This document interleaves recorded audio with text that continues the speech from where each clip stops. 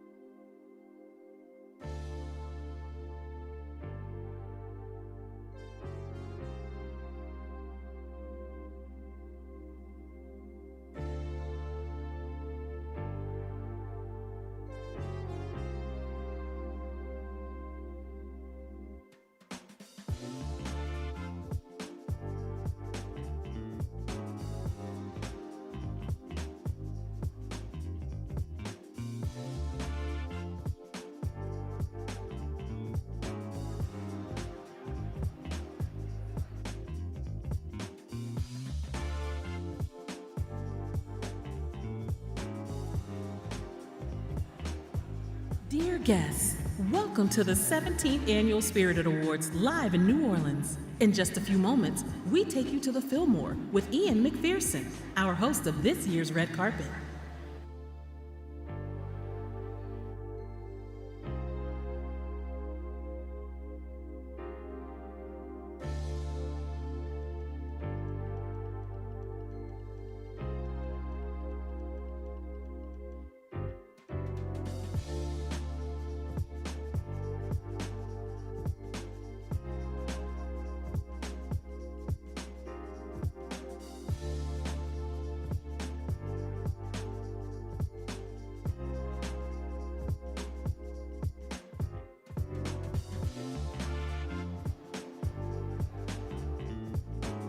Hello, and welcome to the 17th Annual Spirited Awards at this year's Tales of the Cocktail. We now take you live to New Orleans for our red carpet pre-show. Please welcome the owner of Panda & Sons in Edinburgh, Ian McPherson. Thank you. I am here at the 17th Spirited Awards here in New Orleans, part of Tales of the Cocktail. I'm here on the amazing red carpet. You're ready for seeing all the guests coming in, the excitement's building up. I'm super excited to be here. And now, while we're waiting for the ceremony to start at 7 p.m. Central Time, we're going to be interviewing some amazing people from our industry. And without further ado, I'm going to welcome our first guest, Desmond Payne.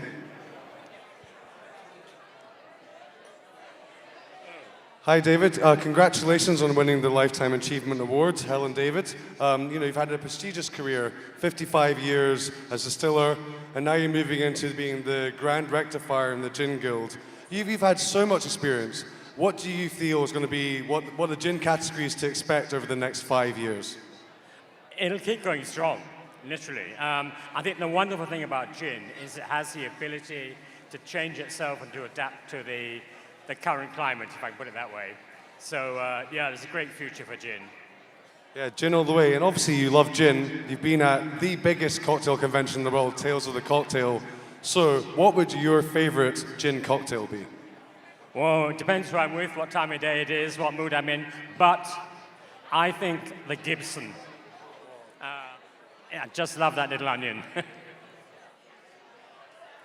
That's a fantastic choice, the Gibson. Desmond, congratulations again. Enjoy the awards. Thank you so much. Have a good night. And next up, ladies and gentlemen, we have Emma and Toby.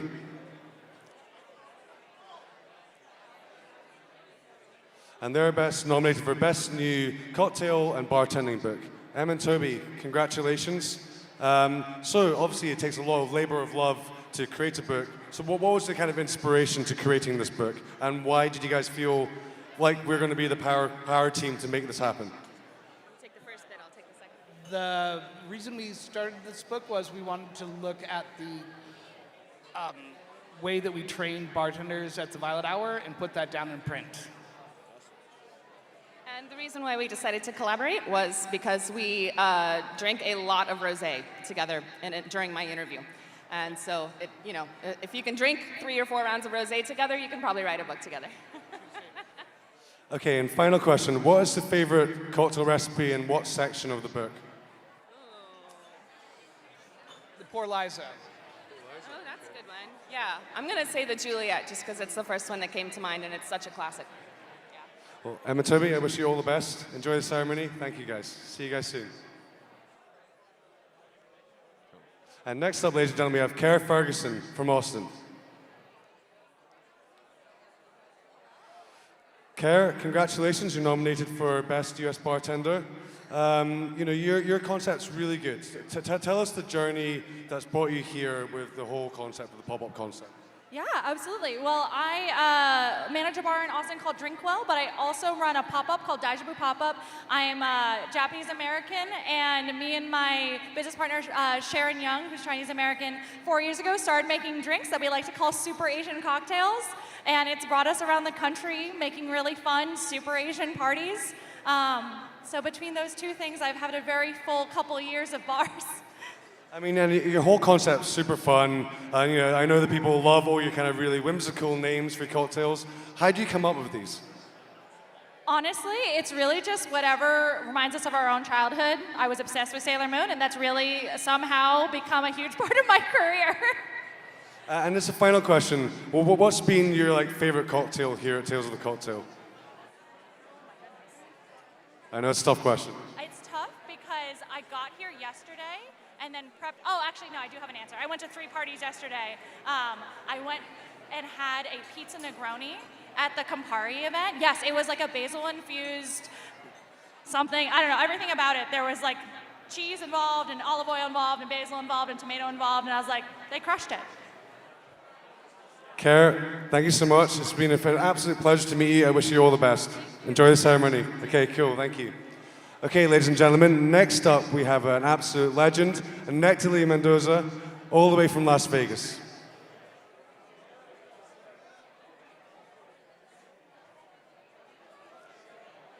Nectalie, how are you, brother?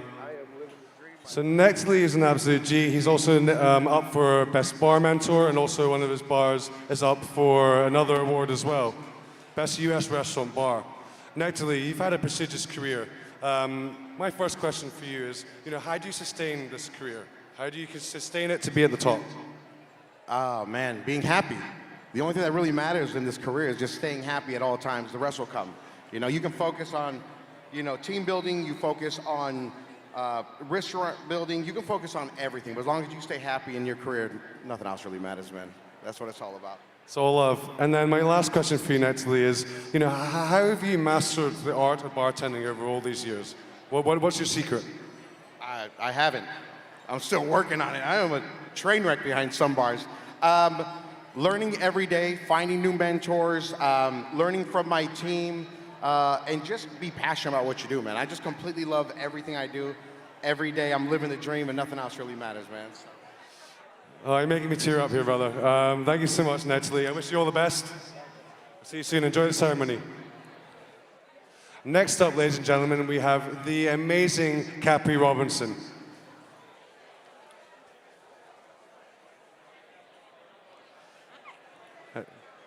Capri, so you're not only up for 1 award, you're up for 2 awards.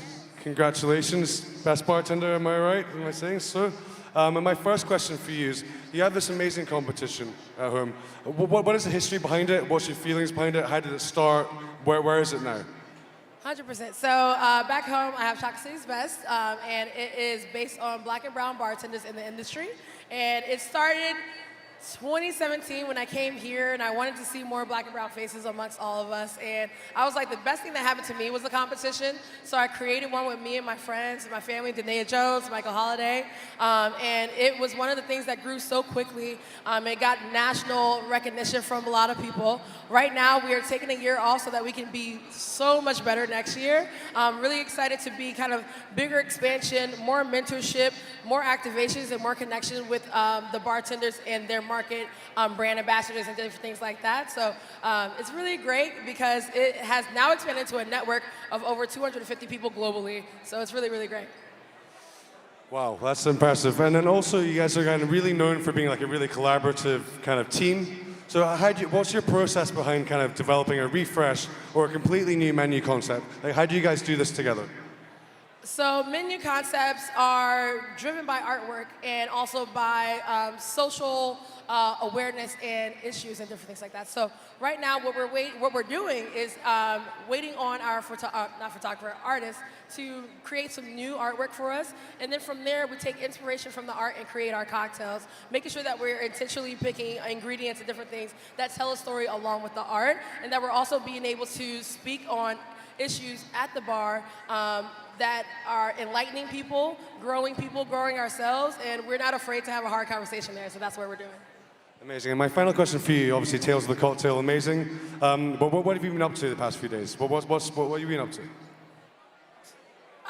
Everything. I did the Ford's event. I did the Ford's event on Tuesday, which was amazing. We bartended, Allegory bartended, really refreshing cocktails. Yesterday, I was working Does It Even Matter tasting room, which was a great thing. People really enjoyed that. It was very sciencey and nerdy. And then today, I had a mindful drinking panel, which went really well about the inclusivity and what it means to really put your mind behind it, intent behind mindful drinking and low in ABV cocktails. Low and no ABV. Capri, you're an amazing human being. I wish you all the best. Enjoy the ceremony. Thank you so much. See you later. And next up, we have the amazing Kojo, all the way from Ghana. He is one of the chairs of the Spirits of the Awards. Kojo, an absolute pleasure to meet you. How are you? I mean, you've really put Africa in the spotlight. You know, I watched your seminar, Africa is Now. What do you think, even though it's now, what is Africa going to be in the next 5 years? Well, what do you envisage Africa, or even Ghana, to be over the next 5 years? How is it going to evolve? This is a big thing for us now, and this is something people should expect. Ghana is a big thing, nominated as the destination for vacation and holidays now. A lot of party, a lot of evolution of cocktail in the industry. We're taking over soon. I believe that. You are definitely taking over. And also, you know, you're such a big mentor for the kind of Ghanaian community. What is your approach to kind of teaching the young up-and-coming bartenders? Is it kind of like want them to learn the basics and kind of then learn it and then detach and evolve? Or are you telling them to be more like rock stars and just go with a very innovative approach? Always back to the basics. Even when you climb higher, you need to still go back to the basics and always constant learning and constant research and approach is always the key. Thank you. And what you know, obviously you've done your seminar, which was huge. But what's been your highlights of the past week at the Tales of the Cocktail? So far, so good. It's been an incredible and exciting week. Interesting connections, interesting seminars. And I think it's been so far impactful for me. My first time in NOLA and my first time in Tales, and getting this opportunity is a big thing. Kojo, it's a big thing, but you're a big thing. And we're so happy that you're here and have all a great time. Have enjoyed the ceremony. Kojo, thank you, brother. See you soon. Thank you. And ladies and gentlemen, we have the Tess Posmus. She's a part of the kind of Tales of the Cocktail. Tess, an absolute pleasure to see you here. How's your Tales been so far? Oh, Tales been good. It's my voice is cracking up, but that means it was a very good Tales. Well, to be honest, I'm surprised I can still understand you. It's good, but also Tess, like, you know, we're talking about, you know, making, you know, Tales of Cocktail, the Spirits of the Awards, inclusive. I mean, how are we getting it to become a really global kind of award ceremony? Well, it's a work in progress, a forever ongoing work in progress, obviously, to make things more inclusive. But we tried to actually start by dividing it up into 6 regions. So we're having America, Canada, but also like Middle East, Asia, Pacific. So it's by having the regions broken up, and we have local judges from that area. We get to support and see more, and hopefully, give credit where credit is due. And then also, like, so we have, you know, like Spirits of the Awards. How does that fit into the whole non-profit look of Tales of the Cocktail? Well, it's actually quite easy. Like, for me, Tales is very much about education and championing people who are trying to move our industry forward and inspire. And by giving those people credit and an award or a nomination for an award, that helps showcase what they're doing, giving them recognition, but also inspiring others. Amazing. Tess, thank you so much. And enjoy this. You've won many, so now you can just enjoy it. Have a great time. I'll catch you later. Ladies and gentlemen, we're just going to take a quick break. We'll be right back. I can't really hear.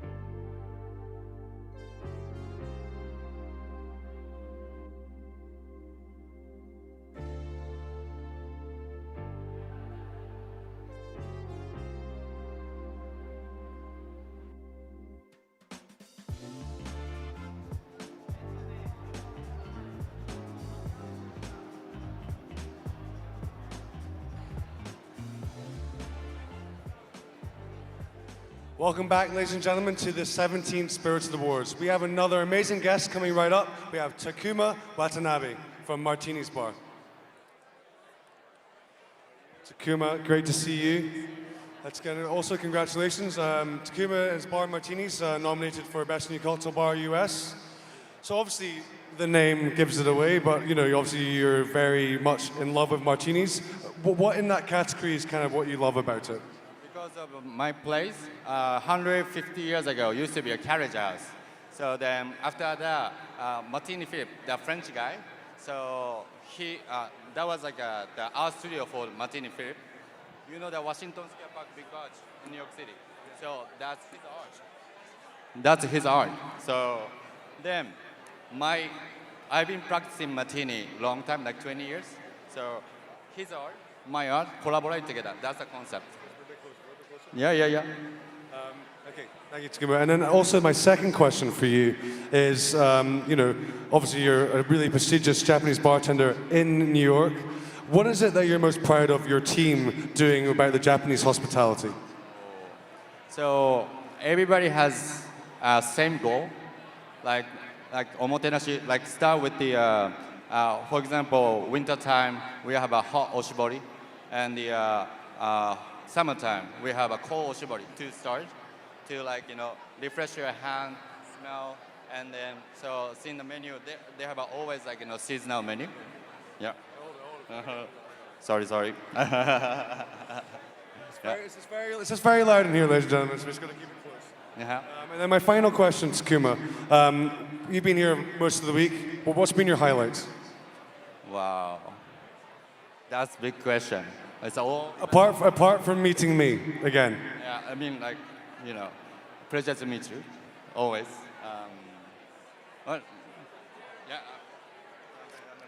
Takuma, I love you. I wish you all the best. I am rooting for you. Your bar is absolutely incredible. Enjoy the ceremony and look forward to drinking with you afterwards. Thank you, guys. Takuma, ladies and gentlemen. Next up, we have an absolute legend, Jean Trin, all the way from Akumako, Colombia, via the way of Vietnam as well. Nominated for 3 awards. Jean, pleasure. So this guy, cocktail menu, best international bar team, everything. World's best cocktail menu. Jean, you bridge this gap between farm, bartending, cocktails. I mean, this is incredible. What you guys are doing over in Colombia is insane. But do you feel you're going to see a lot more other people adopting this kind of concept around the world? I would love to. The drink industry, I think it would be like a nice path to follow. And more than the farm, and I would love to show the work we do with the communities, indigenous people, farmers. It's a huge part of my work now. Amazing, John. And obviously world's cocktail menu. What is it for you that makes a great cocktail menu? What is it that you've kind of focused on in developing El Cumaco's current menus? What is it would you advise the people watching tonight that makes the world's best cocktail menus? When we design a menu, we always try to have to be able to show the country, to travel through the cocktail. More than the drink, it's really important, but how we can support people around it. Sean, I wish you all the best. I love you, brother. Enjoy. I'll catch up. Let's have a drink later on. Bye. Okay, ladies and gentlemen, we have another amazing person, the Queen of Toronto. We have Christina Vera. And Christina is nominated for Best International Bar Mentor. Christina, you have no ceiling in everything you've achieved. You've been Best Bartender at Canada Top 100, World's 50 Best North America. Now you're kind of nominated here. I mean, I've also heard, you're such a person for the people in Toronto. I've heard about a spirit school maybe being created. Can we find out a little bit more about this? So I am a WSET spirits educator. I also recently got my wine education. I've always believed in certifications not only being the only way to access like better heights, but they also aren't really accessible. They can be expensive. They can be weird times. I have a lot of people who I look up to, like Hannah Landfair in England, who have created more accessible modes of accessing certifications, and that's something that I'd love to be able to do, and I'm planning on doing in Canada, specifically Toronto to start, but just something that's like flexible payment plans, better hours, different modes of learning. A lot of us are like neurodiverse, and a lot of times these schools are based in wine schooling, and they don't allow different ways of learning or different ways of test taking. So that's the goal. Ideally, I wanted this year, but this year's been crazy. So. You're the best. And then I guess my final question for you, Christina, like for Tales, Tales' Cocktail, I've seen you, bumped into you a few times. What's been your highlights? Well, what are the things you've been like, I love this? I mean, this is kind of weird, but there's been amazing events, amazing seminars. What I've really loved is a lot of Canadians never really used to go down that much. I feel like there's at least 100 of us. We have a really active group chat. There's a lot of camaraderie. There's a lot of us making sure that we can all go to the same parties that are invites. We have at my Airbnb, we're hosting each other, making dinners, taking care of each other, making sure we get home safe. That's been really lovely to see our community, which is really spread over a really big country, come to this here and actually like bond even further, and then take those learnings and be able to go back home and like make those bonds better. You're going to make me cry. Christina, I love you so much. I wish you all the best. Let's catch up for a drink later. Ladies and gentlemen, all good. Christina. Okay, well, ladies and gentlemen, we're close to the beginning of the ceremony. People are now starting to grab their seats. Don't forget to tune in, 7 p.m. Central Time. It's been an honor to be on the red carpet with you, but we'll have a little break now, but stay tuned for the ceremony. Thank you.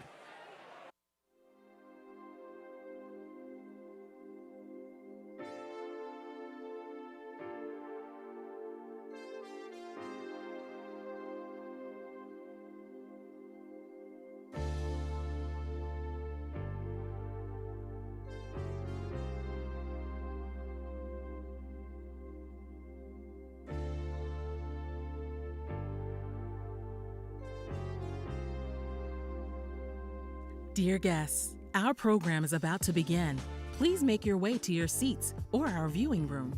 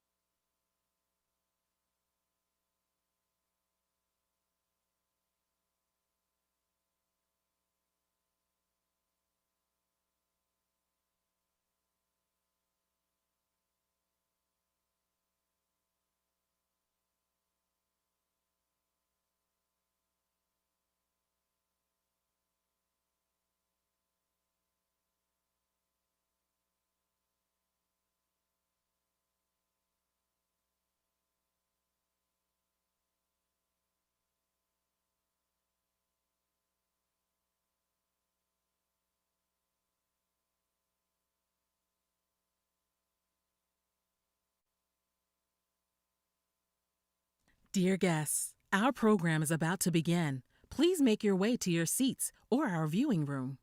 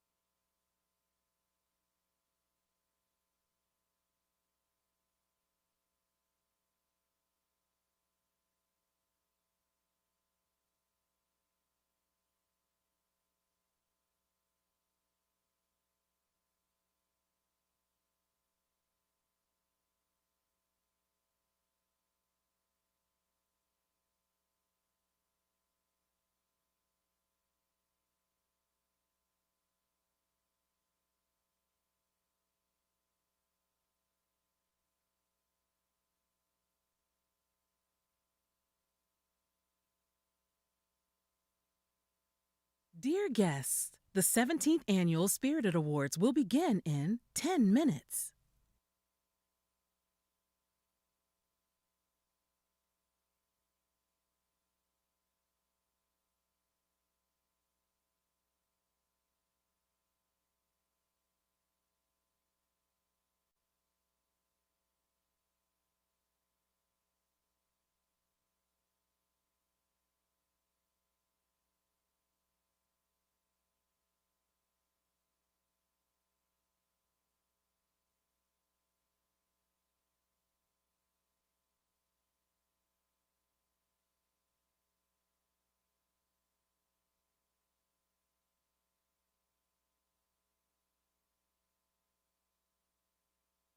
Dear guests, our program is about to begin. Please make your way to your seats or our viewing room.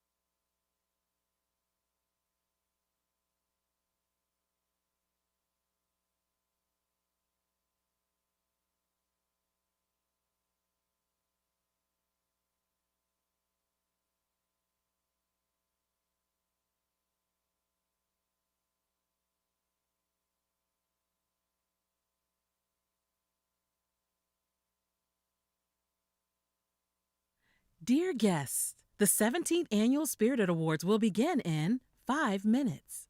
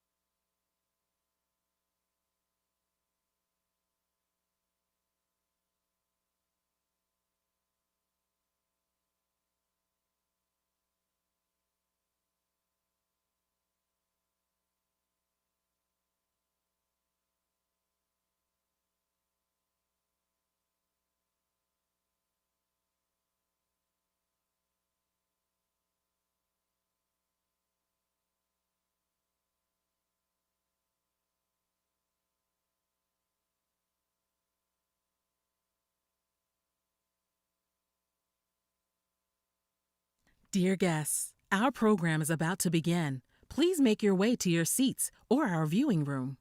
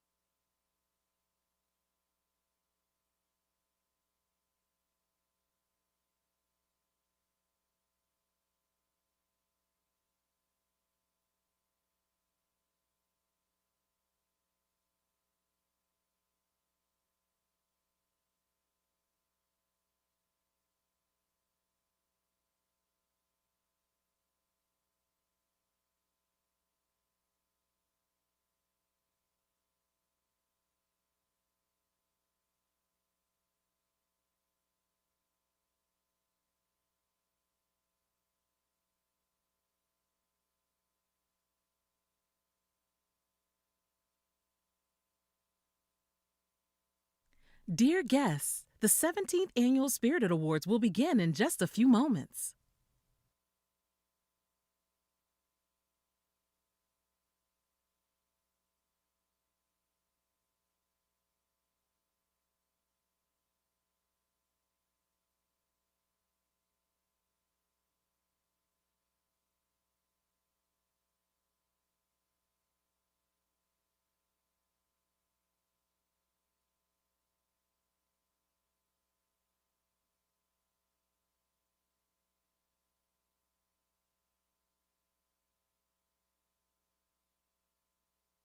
Dear guests, the 17th Annual Spirited Awards will begin in just a few moments.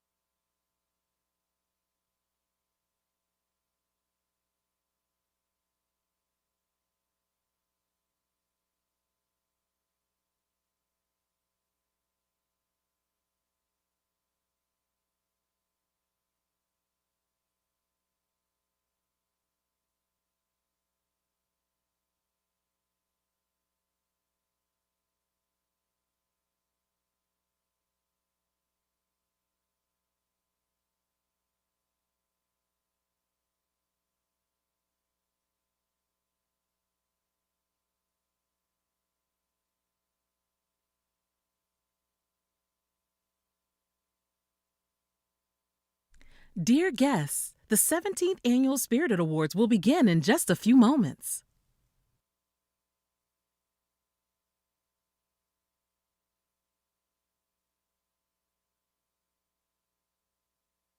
Dear guests, our program is about to begin. Please make your way to your seats or our viewing room.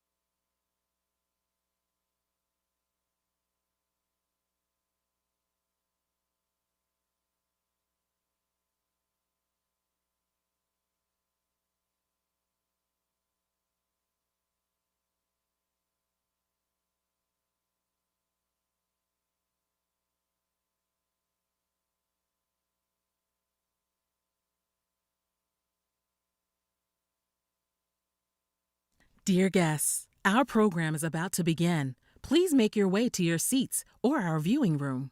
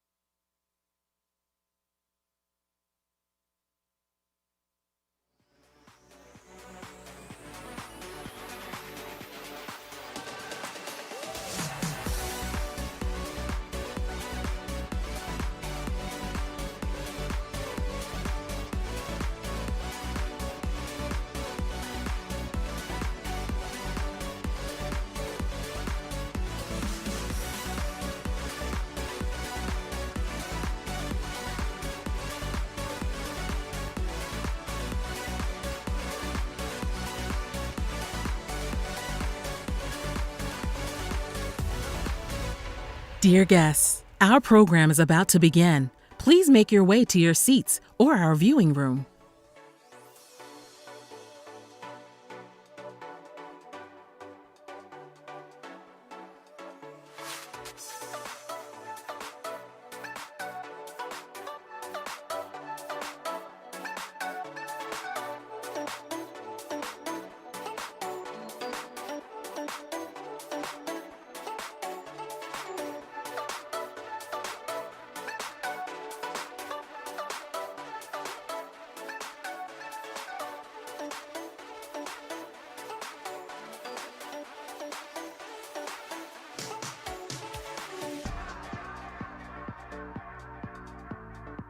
Dear guests, the 17th Annual Spirited Awards will begin in just a few moments.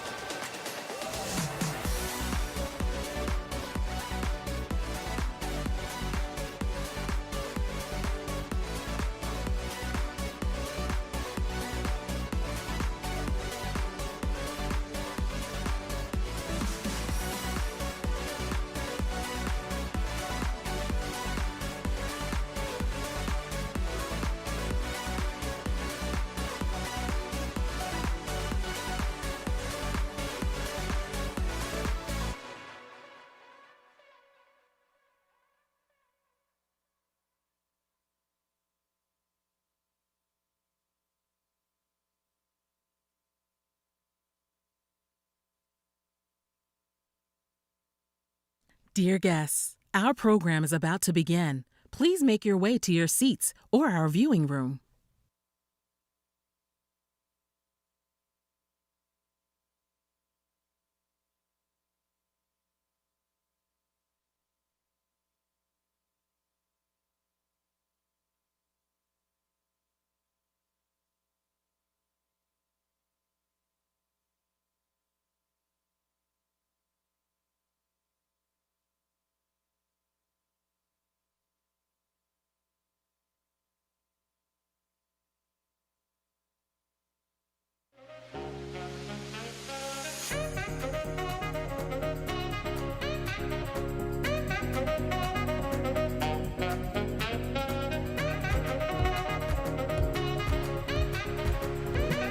Hello, and thank you for joining us at the 17th Annual Spirited Awards. As we begin this evening, please welcome co-chairs of the Tales of the Cocktail Foundation's Board of Directors, Gary Solomon Jr. and Neil Bodenheimer.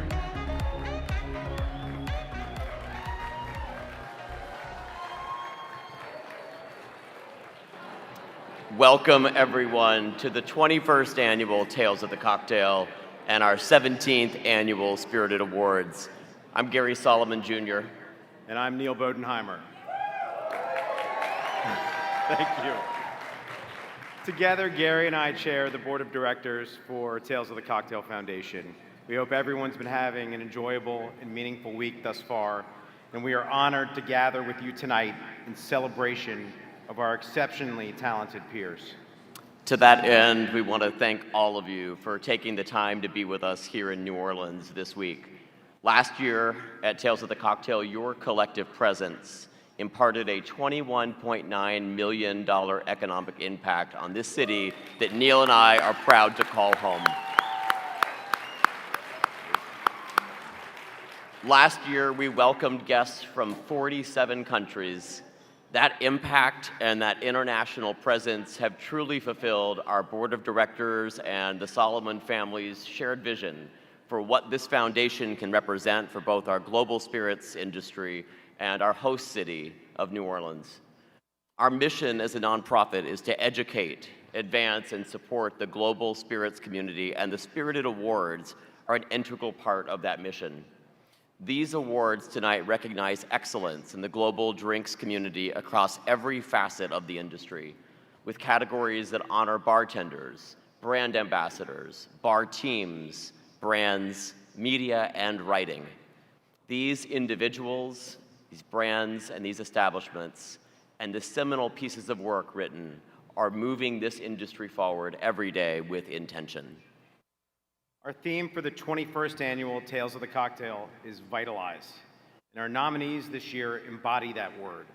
They encapsulate the hospitality community's vibrancy and adaptability and its unmatched kinetic energy that brings so much life to our shared experience.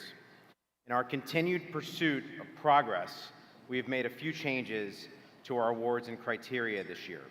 We expanded the world's best spirit selection category to include a venue's expertise and focus on a specific spirit or a category of spirits. We introduced the Tales Visionary Award, formerly known as the Pioneer Award, which recognizes an individual making the hospitality industry equitable and inclusive by working to remove barriers as it pertains to gender identity, race, religion, and socioeconomic status. We modified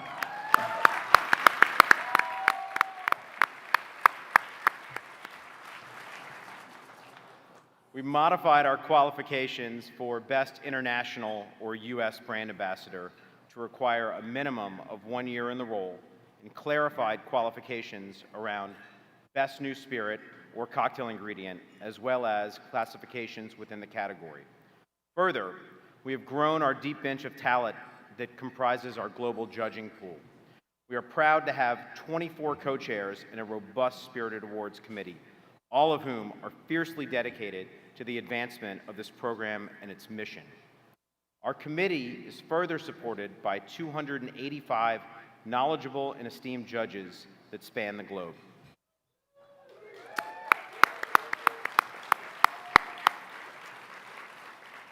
Like many a successful beverage program, partnerships and collaborations are essential in helping to build up both the industry's talents and the spirits and products available for their creativity.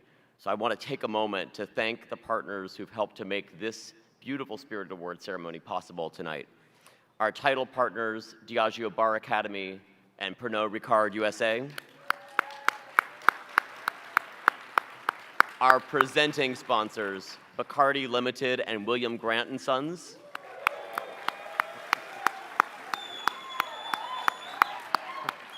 And our supporting partners, Angostura Caribbean Rub, Grupo Montenegro, Johnny Walker, Liars Non-Alcoholic, and The Busker.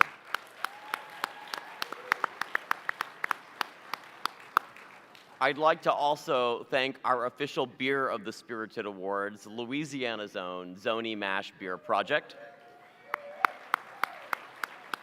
and our official champagne of the Spirited Awards, GH Mum. Finally, I want to also thank our official partners of Tales of the Cocktail 2023, including Libby, East Imperial, and Perrier. Thank you all.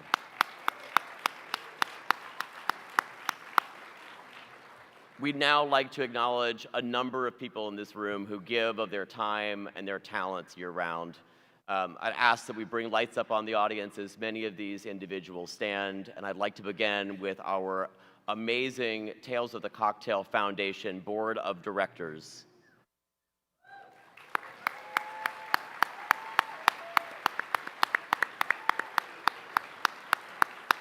We'd also like to recognize our Education Committee, our Philanthropy and Development Committee, and the Tales Catalyst Committee co-chairs and members. Will you please stand?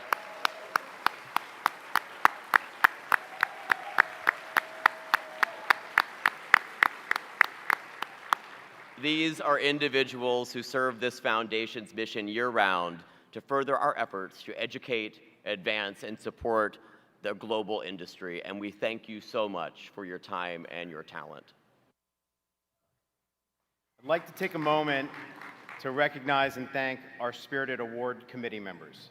If you are one of our regional co-chairs or committee members, will you please stand?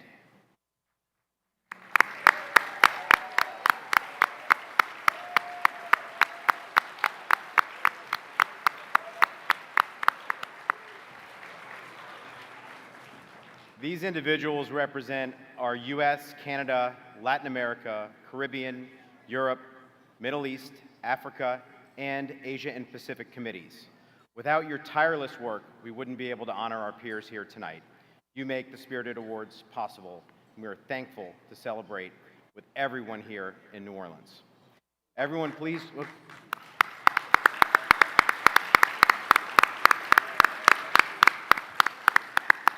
So with that, we thank you all so much.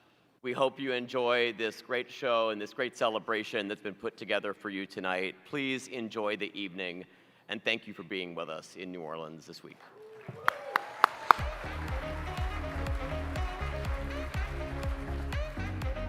Please welcome bartender and partner at Jewel of the South and partner at Manolito, Chris Hanna, and Campari Mexican Spirits brand ambassador, Mary Palick.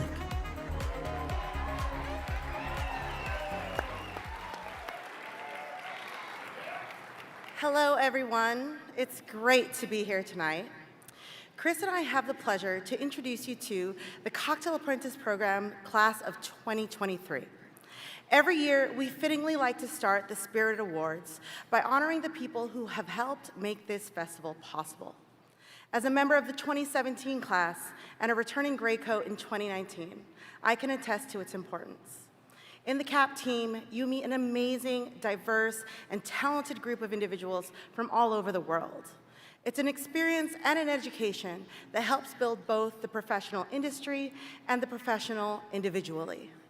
There were many a story to come from my class, the class that I was in, and I'm sure other classes can say the same. So you know the amount of work, dedication, and just downright devotion it takes. That's right, Mary. That's right, Mary. The CAP program really has a significant and worthwhile impact on our industry. I myself was a member of the first class back in 2008. So for me, the Tales of the Cocktail CAP program is very near and dear to my heart. A couple years after Hurricane Katrina, I noticed Tales morphing into this amazing worldwide bartender reunion, and I was beyond thrilled when asked to be a member of the first team to put together to actually run this cocktail festival. 15 years later, it's been amazing to meet more and more members of our CAP community, and I'm proud to introduce to you this year's CAP class.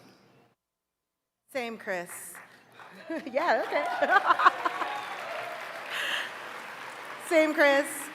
We're honored to introduce you to this year's Tales of the Cocktail CAP team, joined here on stage with us.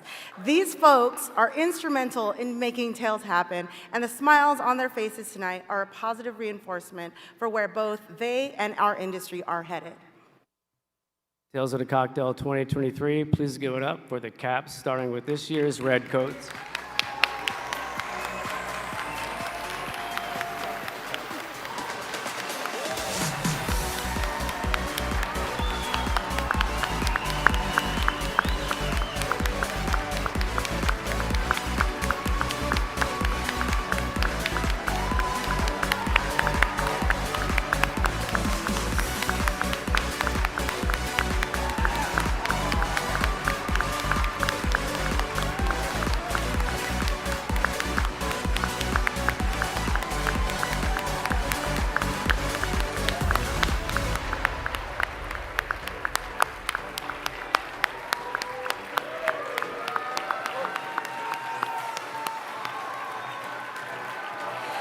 Please welcome this year's returning gray coats.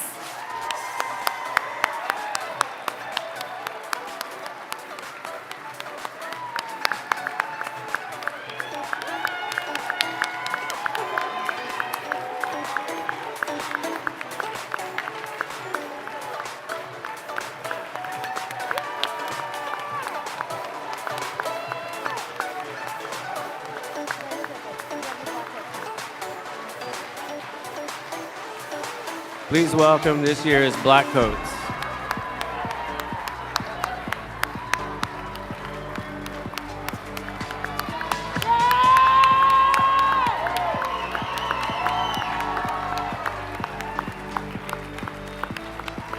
And finally, let's welcome this year's CAP leaders, the white coats.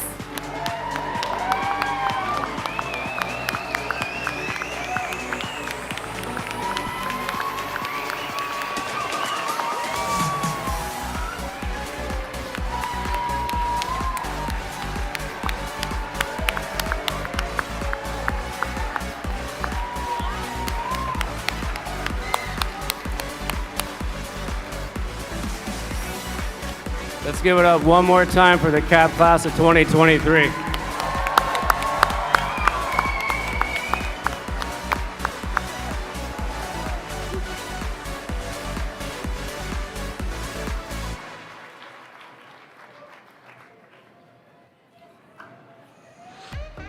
To present the first awards of the evening, please welcome to the stage founder and president of Bartenders Guild Ghana and manager, Frontback Accra, Kojo Edu, and owner of Happy Accidents, Kate Gerwin.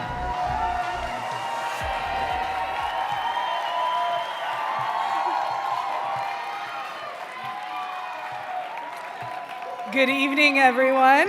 Welcome. Kojo and I are very excited to be here and kick things off with the first award of the evening, Best New U.S. and Best New International Cocktail Bar. A bar can sometimes become a home away from home, a place we all get excited to go, but to become the special somewhere that there's a lot of things that goes into it. From the decor to the service to the creativity, it's not just what goes into the glass, but also the space that can make a bar great. Opening a bar may be the start of someone's dream. It can also be a place where people go to dream.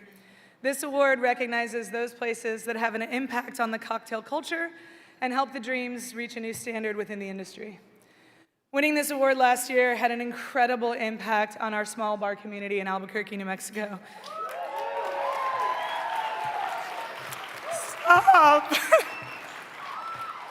It really gave us the fuel to burn even brighter, and I can't wait to see how this year's winners use this award to fan their fire. These bars are also the start of many great bartenders, and it's exciting to see what both the place and the people within achieve. Let's go. Let's start with the award for Best New U.S. Cocktail Bar. The nominees for Best New U.S. Cocktail Bar are The nominees: Chez Zoo in New York, New York. Martinis in New York, New York. Miladies in New York, New York. Pacific Standard at the Kex in Portland, Oregon.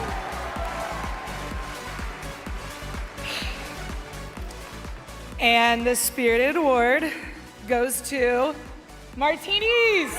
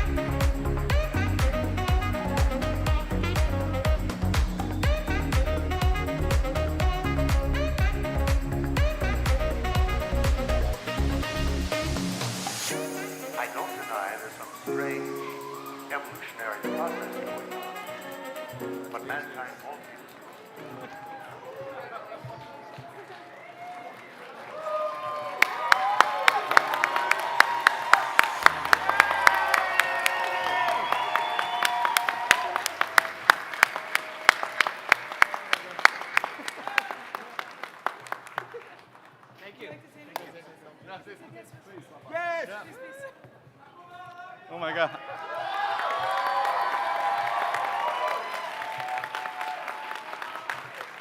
Thank you so much. I still like dreaming. But thank you for support. Thank you all my team and friends. Sorry.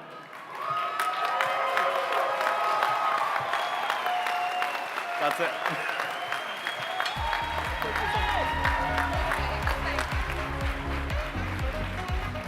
Congratulations, Martinis. We are in New Orleans, and where it's often said, let the good times roll. So we all keep going and move on to the next awards. Best Best New International Cocktail Bar. I speak from experience. Opening a bar is not an easy feat, no matter where you are in the world. And to keep a bar open is even harder. So it's really important that we recognize these new bars, which hopefully will become one of the places our next generation calls legendary. A new bar can become part of the destination, and I'm on the road a lot and part of the adventure. For me, is to check out some of the latest places that not only offer great drink, but also the community in which they serve. And these nominees do just that. They offer respectfully nod to the history, bring a great desire to impact both where we are today and to inspire where we go next. Let's check out the nominees for Best New International Cocktail Bar. The nominees for Best New International Cocktail Bar are Last Word in Singapore, Line Athens in Athens, Greece, Mahaniyam Cocktail Bar in Bangkok, Thailand, Nighthawk in Singapore,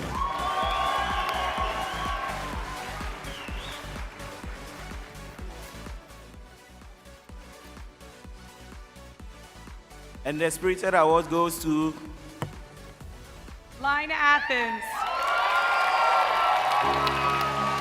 From Athens, Greece.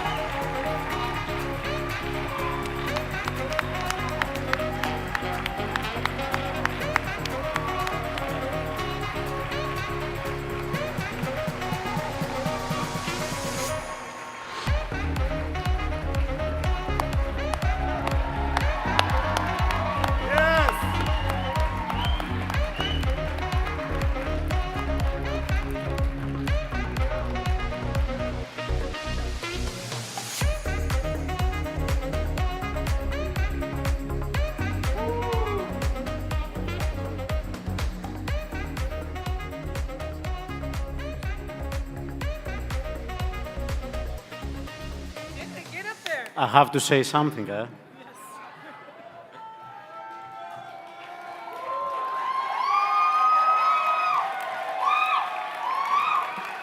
So, it's very difficult to explain and describe emotions sometimes. For me and my partner in life in that job, Vasilis, we try to move forward the last 10 years, our industry in Greece, the small country that we try to improve our skills on a daily basis. This is how we come up with the idea during the COVID, the hard times of all of us, how we open one place in Greece and help the industry, create community, and open a little door to the people that want to have completely different approach for the next years in our industry. So this is all about the line and is super big for us, super big. Thank you so much. The biggest goes to the team behind and all of our collaborators and friends that help us to make the line happen. Thank you.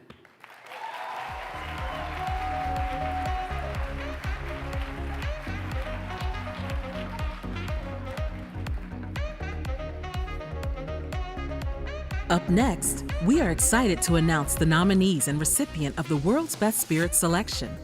This year's awards have expanded to include a venue's expertise and focus on a specific spirit or category of spirits. From a dedication to mezcal to historic drinks, the nominees this year represent bars where a reserve bottle isn't always meant to be served neat, and the staff is devoted to broadening both palate and mind with their creations. The nominees of the World's Best Spirits selection are Baba O Rum in Athens, Greece, In Situ Mezcaleria in Oaxaca City, Mexico, Raised by Wolves in San Diego, California, Swift Soho in London, UK, and the Spirited Award goes to Raised by Wolves in San Diego, California.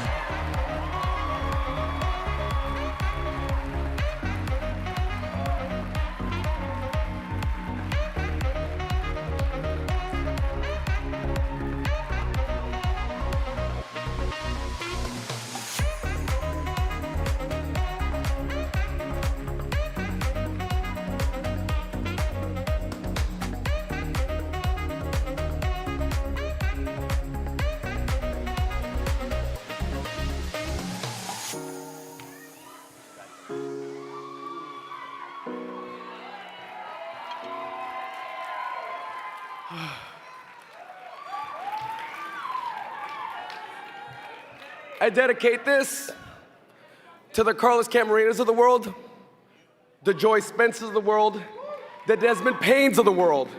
The people who, if they didn't do their jobs, we would not be able to do ours. Full stop. Thank you so much to everybody, and I will cherish this forever. Thank you so much.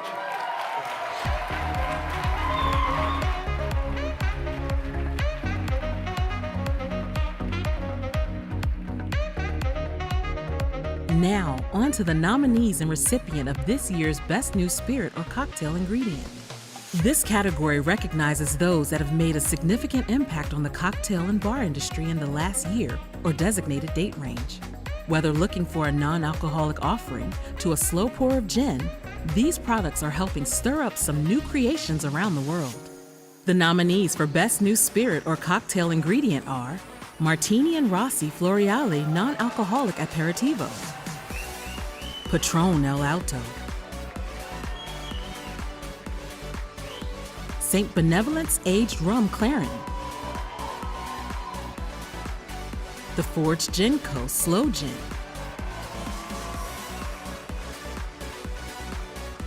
and the Spirited Award goes to Martini and Rossi Floreale Non-Alcoholic Aperitivo.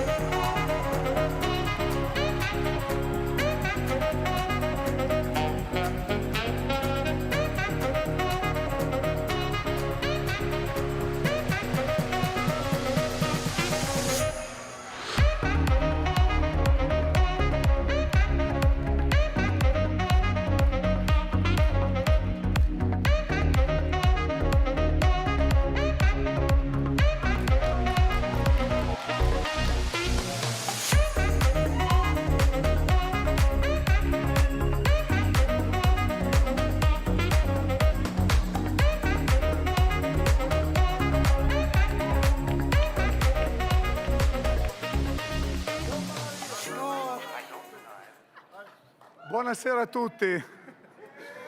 First of all, I want to also congratulate all the other nominees in this category because to be nominated is really important. And for us, it's really a great honor for Martini Rossi to receive this award, especially this year that the company is celebrating 160 years of history. For us, it's very important.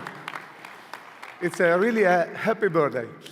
Then, for sure, these acknowledgements goes to all the people that has worked hard, all the winemakers, all the workers that collaborated to create and to realize this really innovative product, and also to the sales force that have had the challenge to introduce a non-alcoholic aperitif in our portfolio.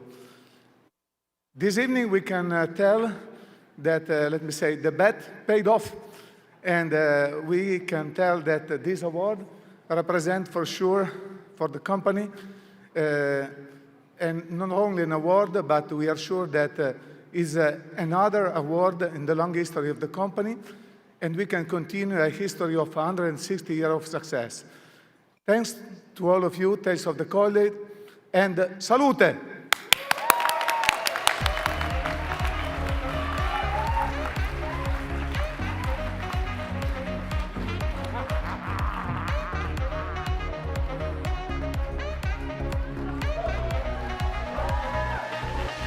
Please welcome Jeff Beach Bum Berry.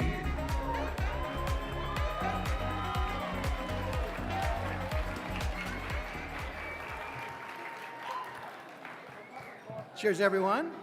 Our next category recognizes a bar with an indelible connection to cocktail culture or to the historical narrative of cocktails and spirits. One qualification is that nominees have to stay open for at least 30 years. To last this long means these bars have truly become part of the community, and not just an institution for locals, but also a destination for travelers. Personally, I'm thrilled to present this year's award because I really, really love this bar. In fact, I've been a regular there since 1980. So it's my great pleasure to present the Timeless US Award to Los Angeles, California's own Tiki T.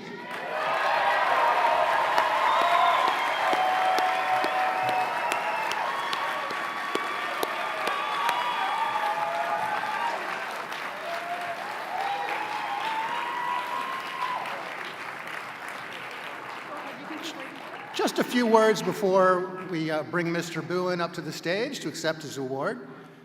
We're going to share a video about the tea in a minute, but for starting with Repeal Day in 1933, Ray Bowen, alias the Master Ninja, started racking up decades of bartending experience in dozens of LA bars. By 1961, he was ready to open a bartending school, but his wife, Jerry, talked him into opening a bar instead.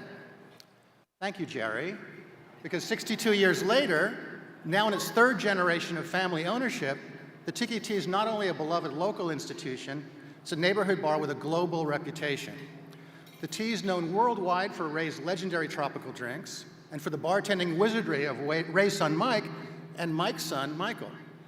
But don't take my word for it. Here's a short video shot in the bar itself. Tiki Tea is a really special place because it's such a community spot. It's the where everybody knows your name place. You know, you come in and people say hi to you even if they don't know you, because it has that vibe. And it has that vibe because of the owners, because of the family that runs the place. This is the place to get tropical cocktails from one of the originators of the tropical cocktail, Ray. This is the mecca, holy grail of tropical drinks, and we have friends that travel from all around the world, and when they're in LA, you gotta come to the tea.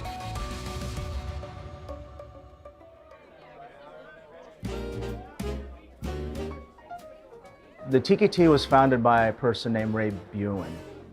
Ray was one of the original 4 guys at the original Don the Beachcomber, largely considered the very first Polynesian-themed bar. When Don the Beachcomber first opened in 1933, it was something that people had never seen before. Not only did it start tropical cocktails, but this was a place that was thematic. This was a place that was experiential. Ray is a direct lineage of the mixologists, the bartenders that helped build what is a tiki bar. He really was a bartender to the stars. He served Marlene Dietrich and Howard Hughes and Charlie Chaplin.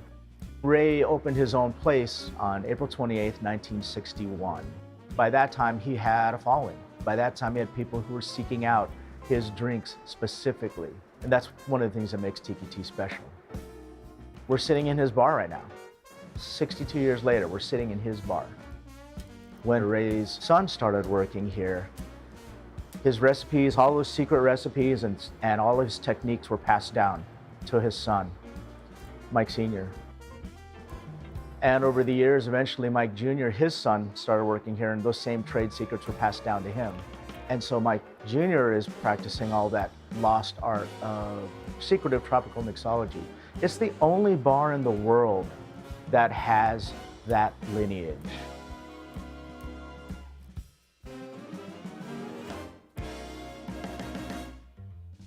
Tiki Tea has its own personality.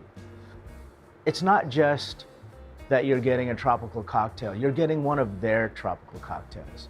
So if you get a scorpion, it tastes like a scorpion, but it tastes like a Tiki Tea scorpion. So the story of the Ray's mistake, as I know it, is Ray was making a drink for one of his regular customers, and he got one of the ingredients wrong. And everybody loved it.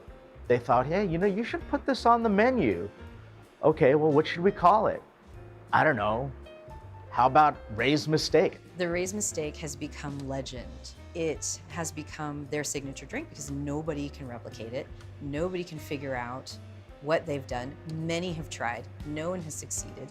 Their drinks have a fingerprint, and you can't get that anywhere else. Ray's Mistake has a soul. It can only be enjoyed here at the Tiki Tea.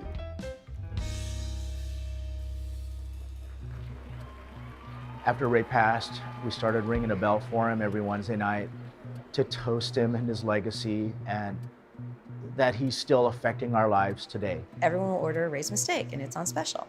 And then that evening, we do a toast to Ray and also to friends who are no longer with us here at the Tiki Tea.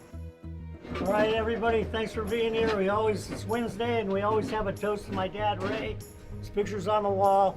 The man who opened the Tiki in 1961. We always remember the master.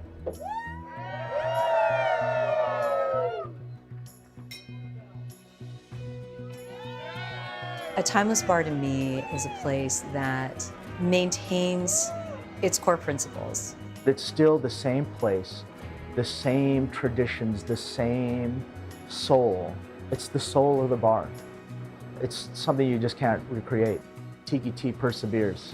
That 100 years from now, you have all these soaring buildings and you have the Tiki Tea still standing looking exactly the same. At the end of the day, everyone wants to keep coming there because they know exactly what they're going to get. They're going to walk in, they're going to have a lovely experience, they're probably going to make a new friend, and then they're going to have a great drink. And I'm sure they're going to laugh.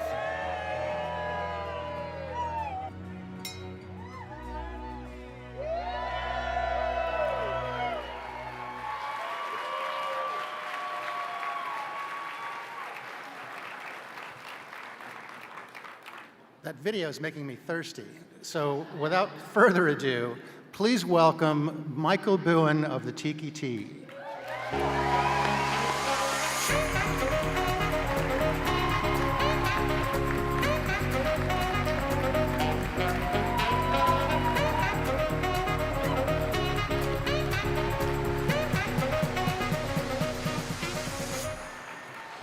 Hi, everyone.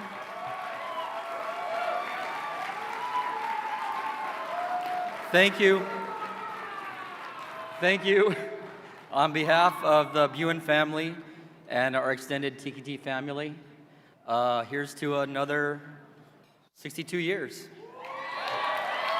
Cheers.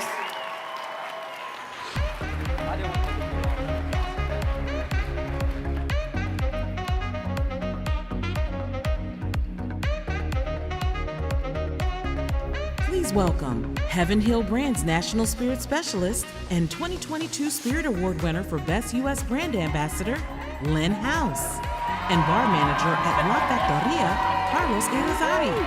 Baby. Happy. Okay. Hola a todos. Hola, papi. Okay. Whether tired after a long journey or playing a role in the journey, the nominees in the next category offer a glass of comfort to many viajeros. That is so true, Carlos. In fact, I can personally speak for myself, and I know so many in this room can attest to the fact that how important these oases are for those of us who travel on the road, and what a great respite they are for when we're at home. So it is a great honor for us to be able to announce the awards tonight for Best U.S. and Best International Hotel Bars. Yeah. So this category awards those who offer great service and consistency, well-made drinks, while upholding the traditions of the classic hotel bar. And whether it's from the Atlantic or to the Pacific, these establishments roll out not only phenomenal welcome drinks, but they roll out welcome hospitality to so many and everyone who walks through their doors. So here are the nominees for Best U.S. Hotel Bar. The nominees for Best U.S. Hotel Bar are Allegory at the Eaton Hotel in Washington, D.C. Dear Irving on Hudson at the Elise Hotel in New York, New York. Hey Love at the Jupiter in Portland, Oregon. Little Rituals at the Residence Inn Courtyard by Marriott in Phoenix, Arizona. My gosh, I'm so nervous because I love each and every one of these individuals. So here we go. And the winner is Hey Love at the Jupiter in Portland, Oregon.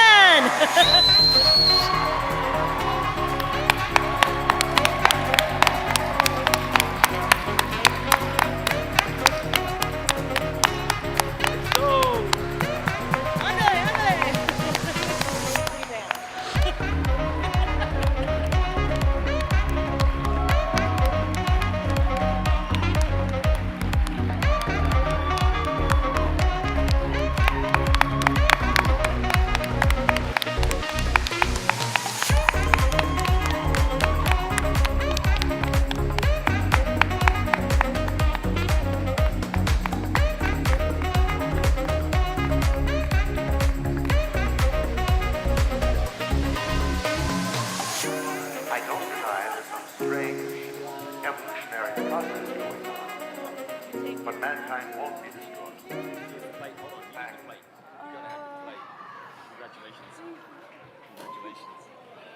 Oh, wow. We really weren't expecting this. Thank you so much.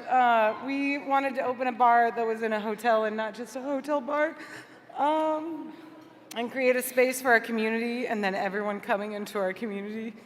So I didn't really prepare a speech because I really wasn't expecting this. Anyway, thank you so much. This is Emily Mostel. She is a magician. She created this space and a hotel bar. You got to be a home to many, but like where we really thrive is our staff. It's their home, and they are the ones who provide it all. It all comes down from the top, and we do such a good job of trying to lead with love and you know the name Hey Love. It sums it all up. So Thank you. Come to Portland. There's lots of rooms upstairs you could stay. Thank you.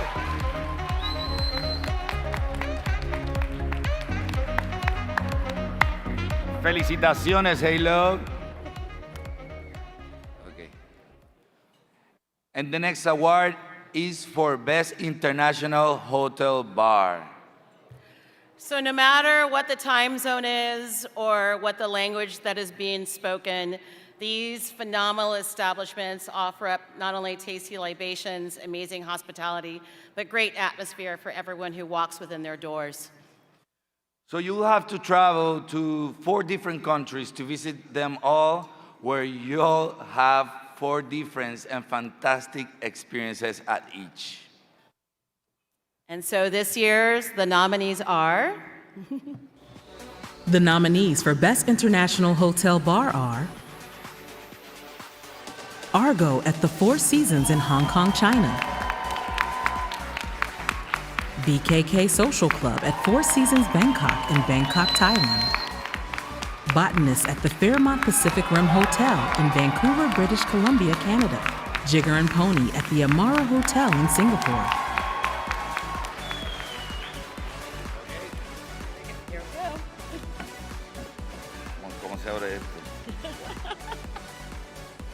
And the winner of the Spirited Award goes to Jigger and Pony at the Amara Hotel, Singapore.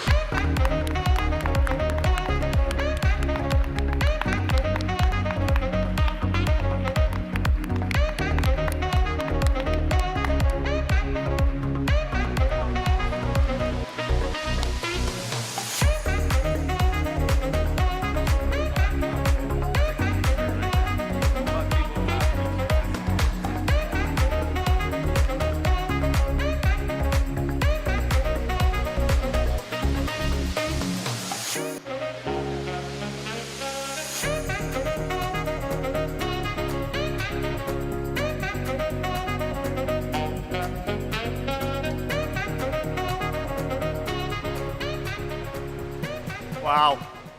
Wow. Thank you so much.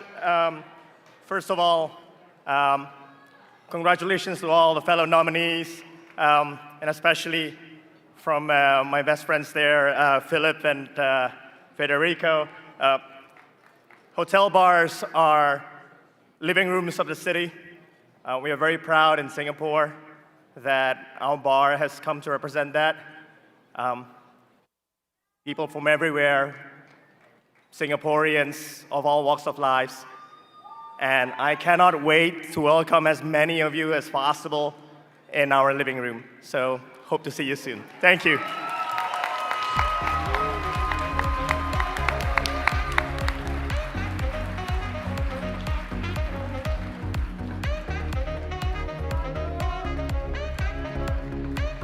And now, the nominees for Best Cocktail and Spirits Publication. This award recognizes outstanding journalism featuring bars, bartenders, cocktails, spirit reviews, trends, and drinks and culture. These are often the sources we flip through to both elevate our own craft and industry knowledge. The nominees for Best Cocktail and Spirits publication are Class Magazine, Difford's Guide, Punch, The Cocktail Lovers Magazine,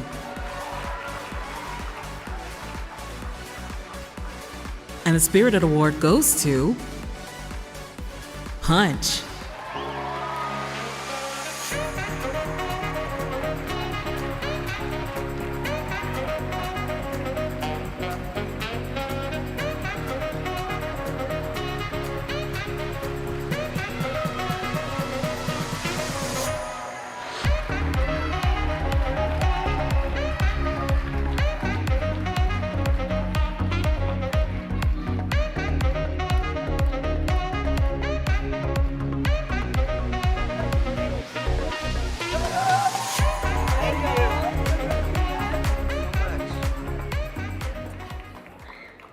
Thank you guys so much. I am representing so many people that I did make a couple notes. I know you talk about people on TV, but I did that. I do accept this award really on behalf of all the amazing editors and the writers and the entire team at Punch. Also sending a congratulations to all the other nominees in the category.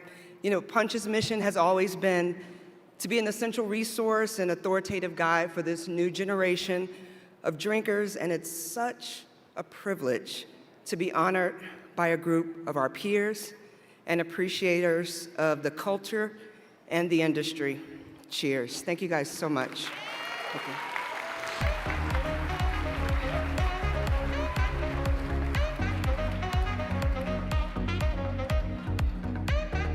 Both a great cocktail and great article can be consumed, just in different ways, and both often require innovation.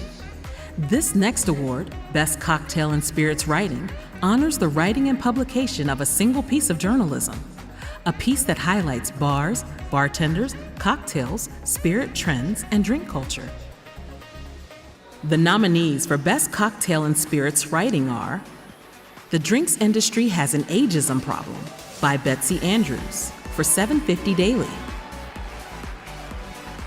The Great Mezcal Heist by Emma Jansen for Eater. The Secrets to the Best Dry Martini You'll Ever Have by David Wandrich for Daily Beast. This Is What Decolonizing a Spirit Looks Like by Ada Adua for Punch. And the Spirited Award goes to The Great Mezcal Heist by Emma Jansen for Eater.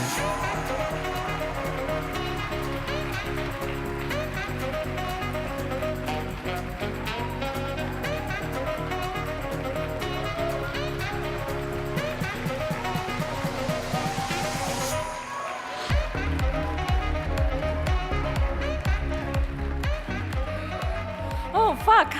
Wow. Whew, this is a big room. Hi. Wow, okay, thank you so much to Tales of the Cocktail for this recognition. Apparently, stories about denominations of origin can be sexy. That's exciting. And to my fellow nominees in this category, it's an absolute honor to be mentioned in the same breath as y'all. My editor at Eater, who came to me with this story, absolute delight to work with, made it so much better than it would have been if I had done it on my own. My family, Zach, and my parents who are watching from home, thank you so much.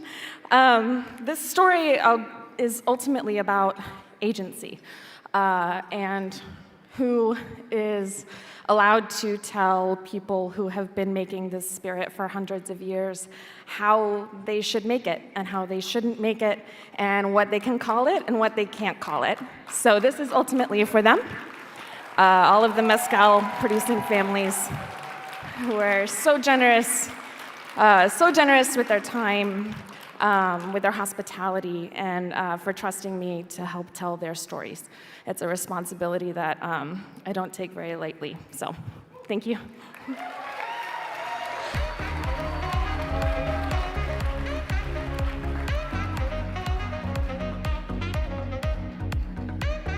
Please welcome to the stage Global Advocacy Director at Tal Spirits, Roberta Mariani.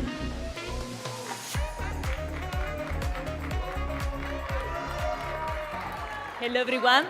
It's amazing to be here tonight with you all. Before I present the next award, Tales of the Cocktail Foundation asked me to say a few words in honor of those people that they lose us in the past year. Those in our community that were unfortunately lost. This being my 6th time at Taste of the Cocktail and 1st time as a presenter, the responsibility of leading this heartfelt tribute fills me with such an honor. As the years go by and our community grows, and the art of bartending and cocktails evolves, we unfortunately have to say goodbye to some of the legends that actually have built this industry and some of the promising rising stars that will only continue to improve and evolve our bartending skills. They now left us too soon. People that have been the backbone of our community and been a foundation for all of us to learn and do what we love most. For many of us, it's painful to remember the passing, but it's important on nights like this, nights where we all together to recognize the achievement and the accomplishment of our industry, to stop and take a moment to reflect on the lasting impacts, on their influence. Their memory continues to inspire us, and as we are driven to honor the legacy through the dedication and the passion for an industry. I now ask you to join me in paying tribute. Please stand and raise your glasses.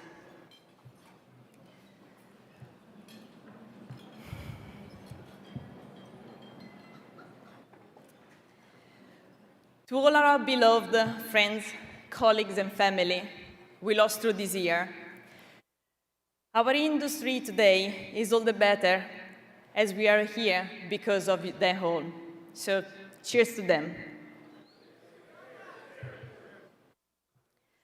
While themselves will be missed, their memory and legacy will live on. So once again, thank you.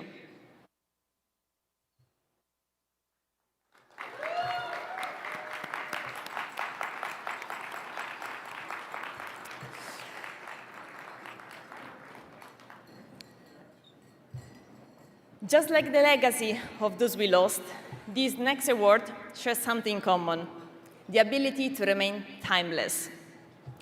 The word timeless can evoke a sense of respect, having withstood many chapters of the human history, heard many stories, sometimes more stories than what we would like to hear.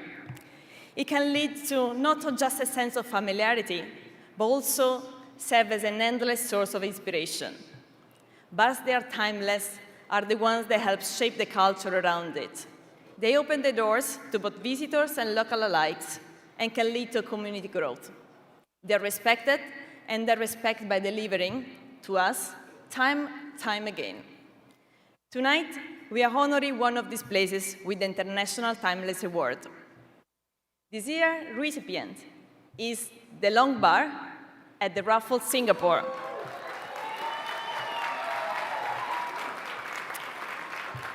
Before we welcome in Long Bar on stage, I want to say a few words and share a video in honor of this achievement. This is not just a haven of comfort for many travelers, and also the home of some drinks. I'm sure you're all familiar with the Singapore Sling. An imbibe that is widely regarded and is known as a national drink. Created between the 1910 and 1915 at the Raffles Hotel by the bartender Yam Thong Boon, the Singapore Sling has captured the attention of many visitors visiting Singapore. The mystery around the original recipe, closely regarded by its creator, are now lost, and only grew the popularity of the drink itself. While the cocktail has forever had an impact on the industry, so has the bar itself. Following the turn of the century in colonial Singapore, Raffles was the gathering place for the community, home away of home, and the Long Bar was the watering hole. Today, the two-story Long Bar is inspired by the Malaysian life in the 1920s. Since its opening, it provided comfort and inspiration to writers and artists, The colonial design, British character, and exotic flavors, where the world of people around it might change, but the dedication of hospitality has always been the same. Now, while I try to remember the International Bartender Association recipe for the Singapore sling, and trust me, it's really complicated, let's look at the video and see why the long bar at the Raffles Singapore is a truly timeless bar. There was a deep sense of reverence for me when I entered the long bar. It's one of the meccas of cocktail culture from the last 150 years. I remember 30 years ago, first time I saw the long bar. It was a wow effect for me, and it brings you back in time, more than 100 years ago. The long bar is the epicenter for gin in Southeast Asia. It is planted in history. That bar will stand the test of time.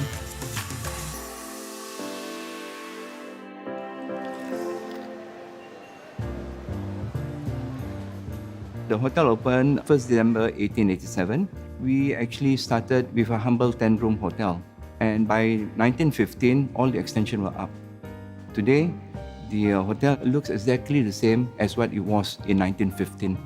So in the beginning, long bar located in main lobby. After the breakfast, the employee will move chair and table one side and make it a very long bar. The Raffles, from that point, was a beacon or a mecca for fine drinking in Asia. Way back in 1915, part of the conservativeness of the British Empire, it seems that ladies were not supposed to drink in public. At the turn of the century, women weren't allowed to drink in bars. They were supposed to have tea and juice. It was said that this gentleman, Nyam Tong Boon, was actually approached by one of the landlord, and he said, "Hey Nyam, I know you're good, but if you're able to do drinks for the ladies, you are the best." Immediately he grabs some pineapple juice, some lime juice, he adds the clear gin in it. Yes, all other ingredients, including the cherry brandy, the grenadine syrup, the Dom Benedictine, and of course, gave a touch of Angostura bitter. Gave it a nice shake, placed it on a tall glass. So the Raffles bartender, Mr. Nyam Tong Boon, created the Singapore sling. He created a drink that had fresh juices, it was pink in color, it was a very quote-unquote feminine-looking drink that allowed ladies to imbibe publicly without being found out. It looks like juice. You'll see a Singapore sling on menus around the world, whether it's in Europe, Australia, beach resorts or dive bars. Singapore sling been widely regarded as a national cocktail of Singapore. The drink is so iconic that everyone who goes to Singapore must have a Singapore sling at the long bar. Singapore sling is known globally. Original, it must be in Long Bar Raffles Hotel.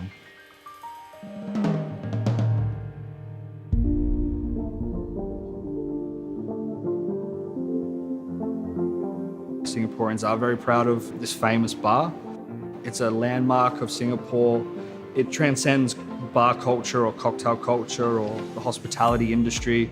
It's well and truly a Singapore landmark. I believe Long Bar is timeless. It has been with us more than 100 years, and I see that it will be with us for another 100 years. We describe Long Bar as the place for you to visit. Long Bar's influence on cocktails has been obviously the creation of the Singapore sling, which is something that has now lasted for more than a century. I mean, I don't think you can get more timeless than that. Timelessness is an incredibly precious value.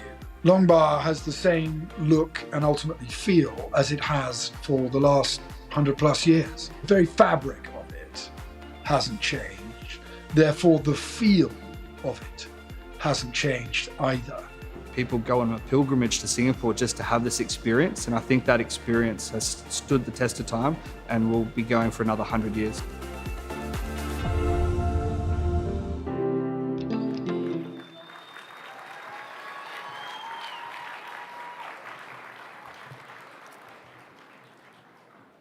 The managing director of Raffles Singapore, Christian Westbelt, is now going to say a few words. Hello from Singapore. Well, what a fantastic surprise it is to receive this prestigious award. Thank you, Tales of the Cocktail, for the Spirited Awards 2023. We're timeless. I think nothing else describes Long Bar in itself. The bar has been around and an intrinsic part of Raffles Hotel since 1915. It is home of the Singapore Sling, and I think we all agree there is no cocktail around the world that so connects with its destination. Thank you once again for this award. It means a lot for all of us here at Raffles Hotel Singapore. Thank you.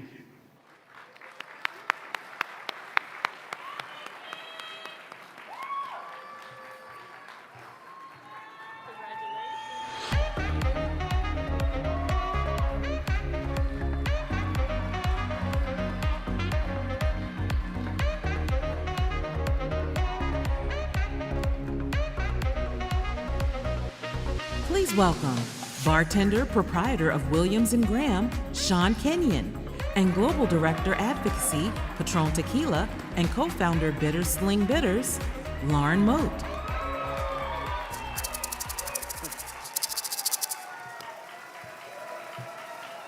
Hell yeah. What a mob of mentors. That's me, not you. I love you, Sean. As in many facets of life, excelling at something often requires practice and someone to help guide you, and that certainly applies to this next category. Mentorship has nothing to do with age, it has everything to do with wisdom, which can be learned and expressed at any time in life. Mentorship is never about one person, but about the rising tide that raises all boats in our community. I often find myself gently preaching, sorry about that, and from my experience, mentorship has many forms. Each is suitable to a different personality type, set of goals, and so many other factors. Peer-to-peer, teacher-to-student, friends and colleagues, adjacent industries, and teaching from afar. Those you don't have direct contact with. That can still make an impact. I found that most who seek mentorship have the drive and the general idea of what they want to unlock. They need some guidance and a trusted individual or group of confidants that provide the safe space to be honest, grow, fail, and succeed as part of their process. Most are mentors themselves, and perhaps they don't know it, and that's when I like to hold up a mirror so that they can see their superpower right in the face. The world needs more of you, and on this esteemed shortlist, and all the present people in this room doing all the work lovingly day in and day out as the mentors of today, tomorrow, and beyond in your circle of influence, the mob of mentors, my goodness. Absolutely, Lauren. We've been both mentor and mentee at times, so it's truly an honor to recognize some of the people who motivate and teach in life and in bartending. These individuals are building the foundation and the futures of our craft.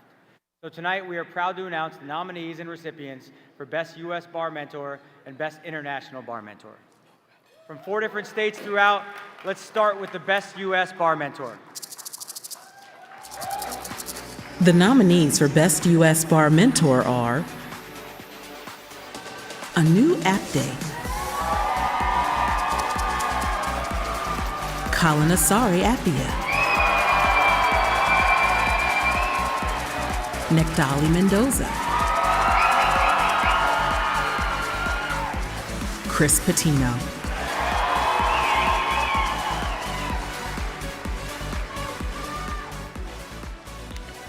And the Spirited Award goes to Chris Patino.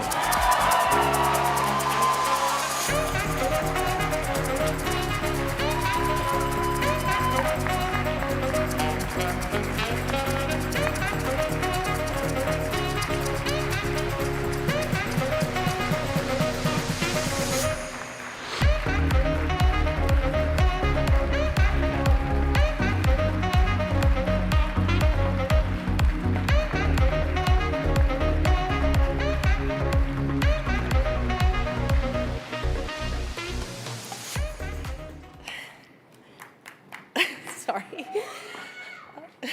It is an honor to accept this award on behalf of Chris Patino. He has been one of my greatest mentors of my life, and I know that many of the people in this room can say the same thing.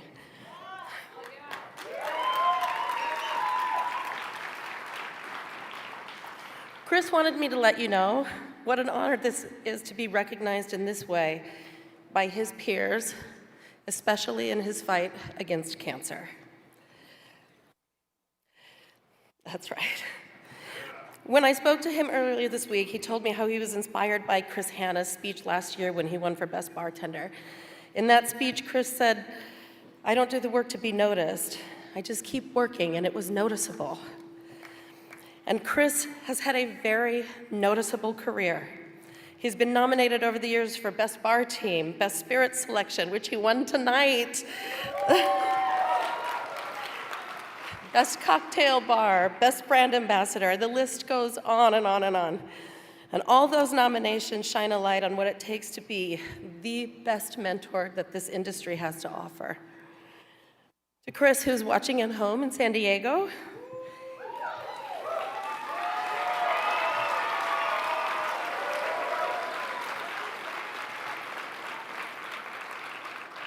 thank you for dedicating your life to hospitality and for pulling so many of us up along the way. We love you, we miss you, and we wish you could be here with us tonight.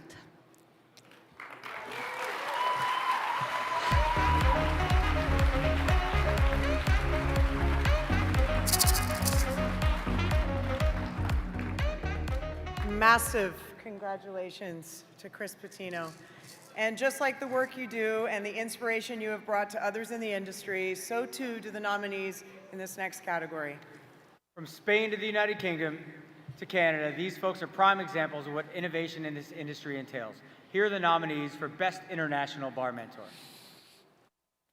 The nominees for Best International Bar Mentor are Simone Caporale,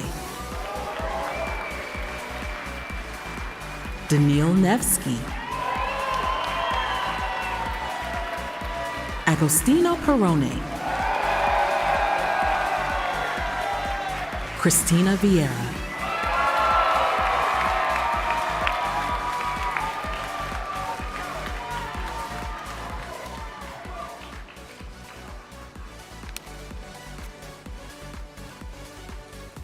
And the Spirited Award goes to, it gives me the greatest pleasure of my career to announce Agostino Perrone.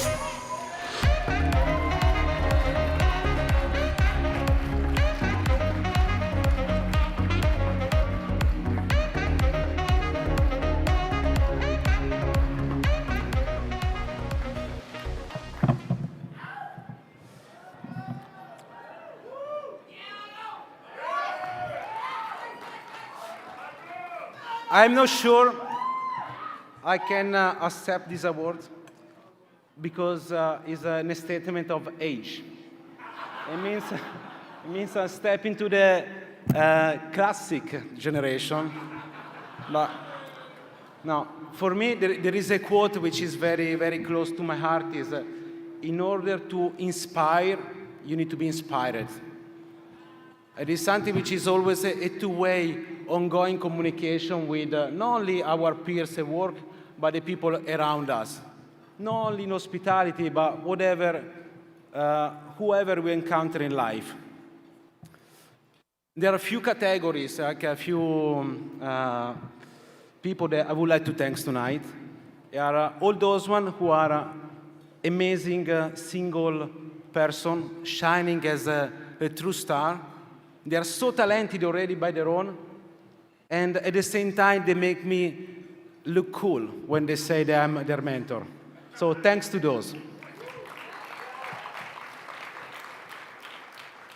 To those people that rub shoulder to shoulder with me every day, that we push through difficult situations, but as well at the same time, they stop and they give me hands when I'm slowing down or stop for some other reason. So thank you, Giorgio, Maura, and Laura.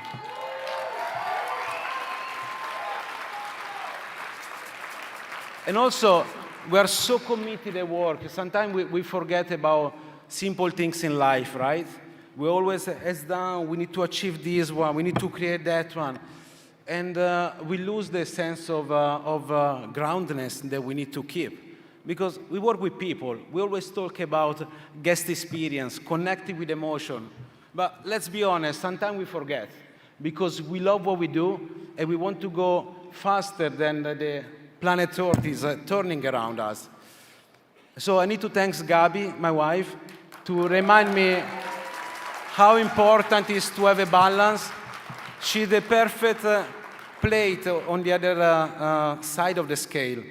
She reminds me how we need to be human, how we need to be caring of every single step that we do in our work life in order to enjoy the process. Because we are made by emotion, and only realizing our presence, we can deliver emotion at the same time.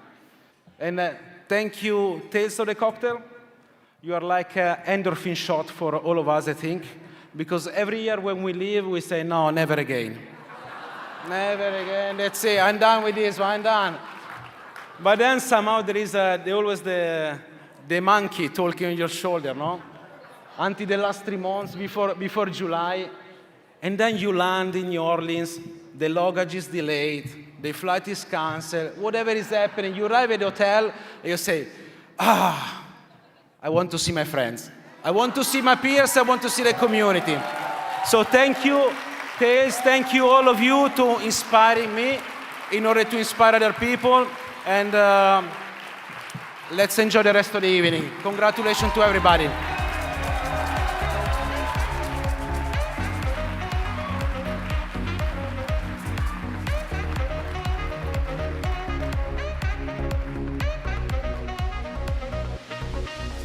Up next, we are honored to present the nominees and recipient of this year's Best Podcast, Broadcast, or Online Video Series. Learning about bars, bartenders, cocktails, spirits, drinks, culture, and bartending can be done in various ways. And these sources stand out in offering both information and diverse points of view that entertain and teach us how to open our mind and our palate. The nominees for Best Podcast, Broadcast, or Online Video Series are Black and Brown Podcast, Radio Imbibe, Shushan Art Club, The Speakeasy Podcast,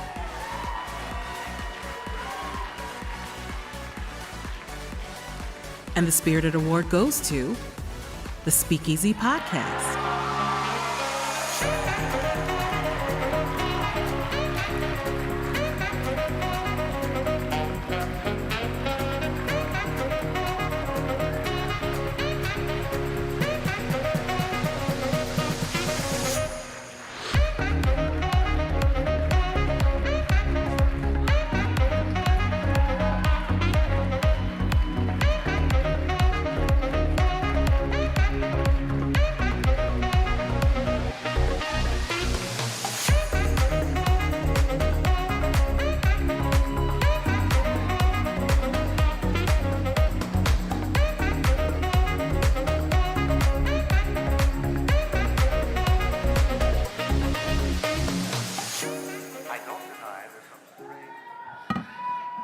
Thank you. Here, you get to hold this. The Speakeasy's been on for 12 years. We may, in fact, be the longest-running drinks podcast that exists. Damon Bolte started it 12 years ago. I came on 8 years ago. Greg's been on now for 4-ish. We're well deep past 500 episodes. Many of you have been on the show. Many of you I want to have on the show. Now you all owe me that, so come be on the show. But I thought we'd never win. We've been nominated every year this category has existed. and made the top 4 every year the category existed. So we were kind of this Susan Lucci, and I just expected we wouldn't win again, which I was fine with. Greg and Damon have been chomping at the bit to get this plate. I thought if we're up on the top 4 every year, we're in the conversation every year, and that just means we're being consistent at what we do, which is just trying to bring you like a fly on the wall, sort of behind the scenes conversation between bartenders and people in our industry. We don't just talk to bartenders. And it's my favorite thing I do. We don't make a penny to do it. We do it just out of sheer joy and love for everything that you guys do. So keep doing what you do so we can keep having you on the air. Let me hold the thing. Yeah. See, it feels nice, right? Wow, I just want to say thank you to Souther, of course, to Damon, who's not here, who's watching from home, who's been doing this again since 2011, which is wild. I can't. If you put a gun in my head, I honestly don't think I could tell you what I was doing 12 years ago with my life. So that's really incredible that he's been doing this for 12 fucking years. That's wild. Yeah. But I also want to say that being up here tonight, I'm flashing back to 3 years ago when we were all trying to figure out how to do this podcast from our closets. And there were so many of you. It's the wildest thing. I've run into so many of you at Tales of the Cocktail and even tonight and gotten into a conversation and realized, we know each other. You've been on the show. I just don't know this because we couldn't figure out how to get our fucking video settings to work when you were on the podcast. But I'm also remembering that at that time, there was one thing that we all agreed on when anyone who came on the show, which is that if we want to bring our industry back, we have to do better, right? We have to make sure that everyone that works at our bars has a living wage. We have to make sure that our dishwasher doesn't have to take 3 buses to get to work. Yeah. We have to make sure that everybody at work feels as safe as the white employees do. Yeah.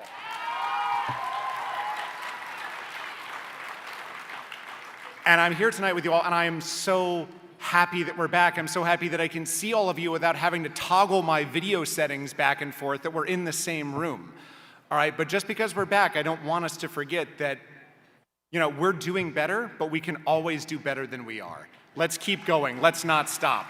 Thank you. Thank you so much.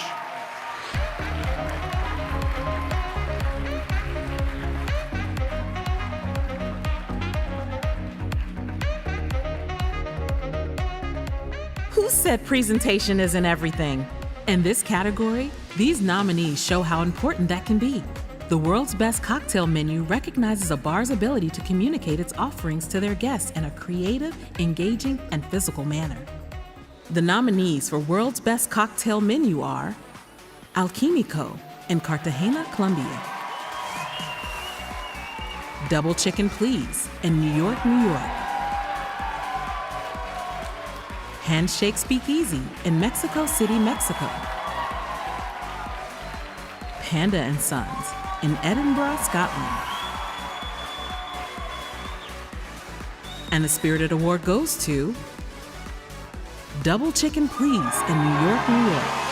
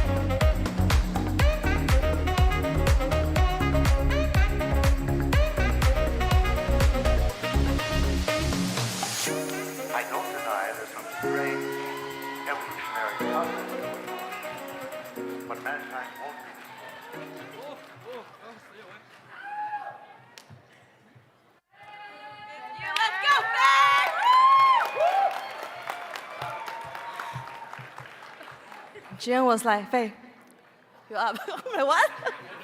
What is this? I don't know hi guys, I'm Faye. I am one of the co-founders from Double Chicken Please. And we have been open for a little more than 2 years, 2.5 years.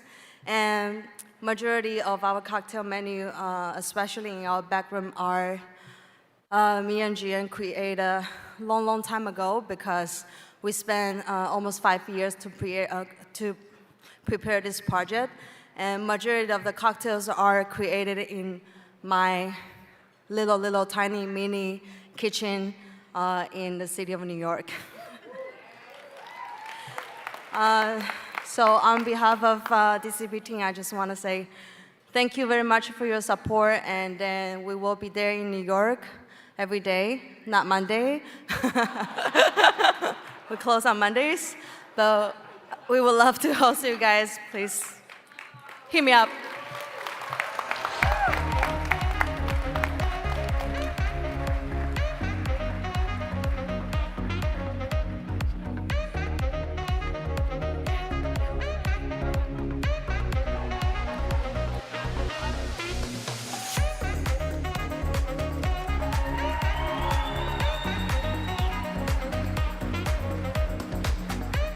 Please welcome founder of Drink Positive and member of the board of directors at Tales of the Cocktail Foundation, Claire Warner.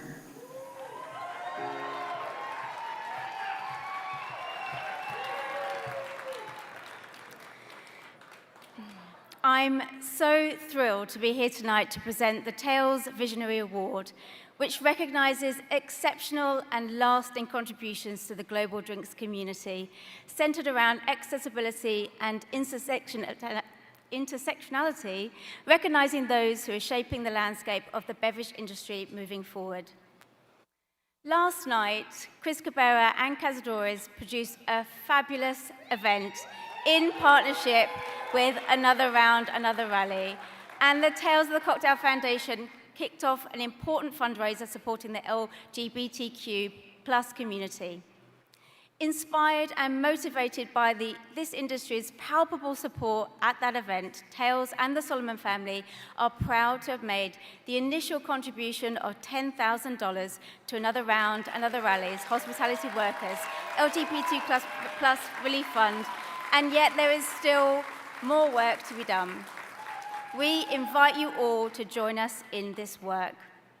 The Tales Visionary Award, previously known as the Pioneer Award and born out of the original Dame Hall of Fame program, recognizes an individual who has meaningfully contributed to making the hospitality more equitable and inclusive by removing barriers related to gender identity, race, religion, and socioeconomic status. Before we meet this year's recipient, please first welcome back last year's recipient, CEO and co-founder of Another Round, Another Rally, Amanda Gunderson.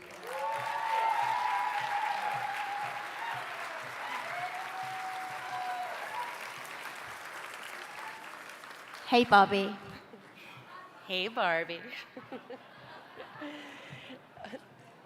Thank you so much first to the Solomon family for that generous donation of $10,000. The LGBTQ Fund is something very deep in our hearts, and we are so thrilled to be launching it this summer. The Tales Visionary Award is the honor of a lifetime because it globally recognizes one very special person whose contributions to the industry are steeped in intersectionality and mentorship. This year, we are so proud to honor Tiffany Barrier.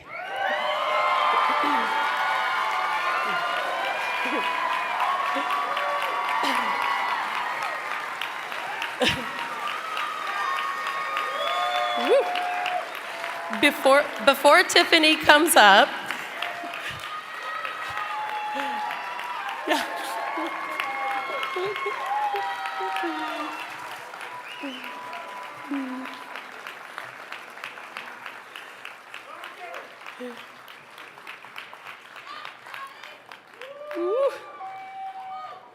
Queen, this dress.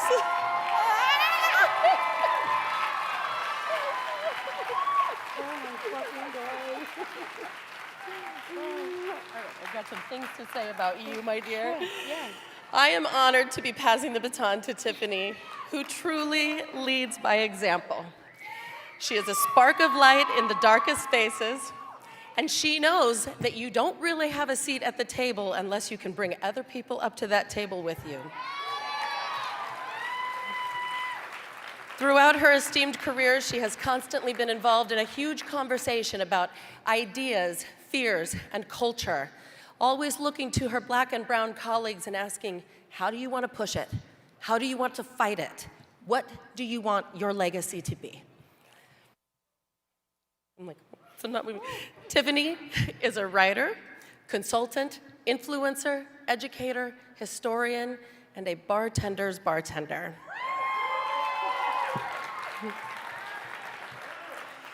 Two decades ago, she started her career at an Applebee's, where she fell in love with people. She moved on to become a corporate trainer at Longhorn Steakhouse, where she fell in love with wine, spirits, and educating bartenders. Then, over an accidental conversation with the chef about pork chops, whiskey, and her love of the South, she was asked to become the beverage director of One Flew South.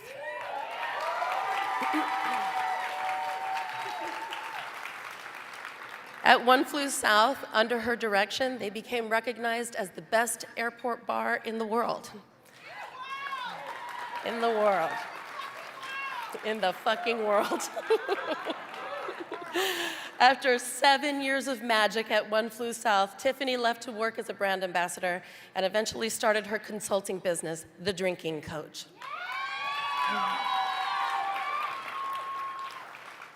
As the drinking coach, she has spent much of her time focused on Black and brown history and inclusivity, so much so that the Smithsonian created a Wikipedia page for her to showcase her focus on Black women in hospitality.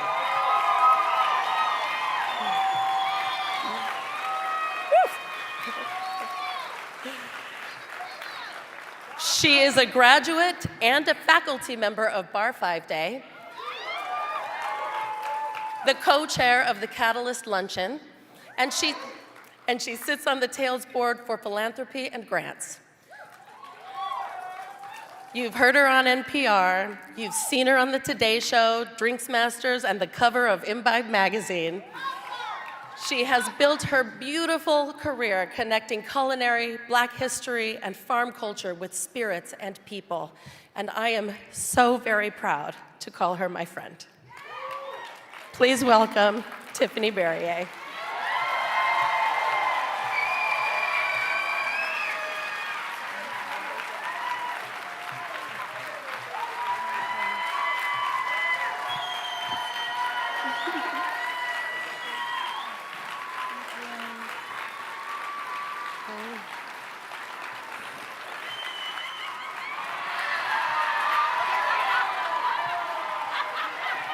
Okay.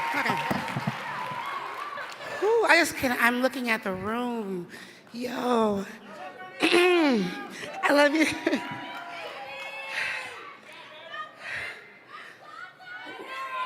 To the ancestor. To the ancestor. To the ancestor. Hootie hoo to everybody from Atlanta. Oh, I can actually see y'all, which is great. I'm extremely nervous.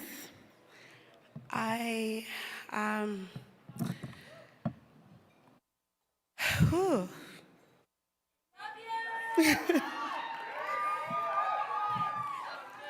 I have looked up to more than half of this room, hands down, so this is nuts. So just bear with me. Those that know I'm emotional, I hugged all y'all asses this week. Just let me get this out.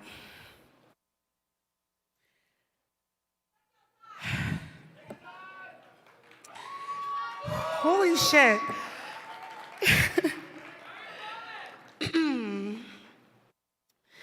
Society makes our existence very difficult at times, hence why we question our imperfection for work.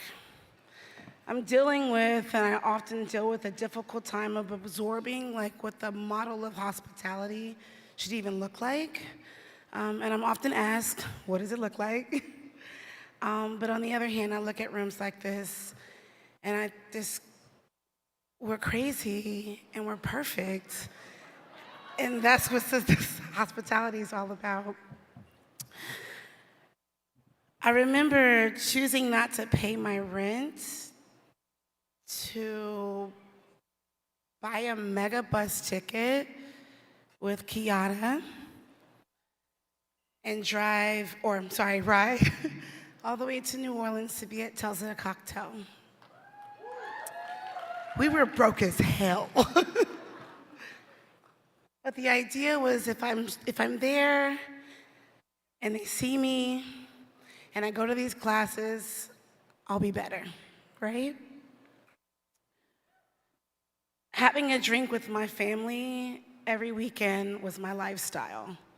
They danced, they sang, they poured great cocktails, and all I wanted to know was what was in that fucking cup that is making them do that. Like, what is in that cup? I want some of it. I gotta have it. It makes you laugh. It makes you dance. My uncles are giving me more money. Like, this party is a party I have to go to. I'm so honored to grow up in a non-toxic drinking home. I grew up in a home where we raised a glass and we celebrated. Drinking was my vibe. I did not wait too long to get in the cup, and when it happened, I fell in love. My home was full of love. The way my mother served, my grandma served, was full of love. I never even thought about what they're doing, just it looks good, and I'm gonna do it. Interesting enough, when I dropped out of school and I continued to bartend, my family was like, what the fuck are you doing? Why are you doing this? Where is this coming from? Are you gonna drink every day? The answers were yes. I don't know why I'm doing it, but I sleep very well at night knowing I did something for someone. It was magical. Now, let's get into it. This is for Black champions.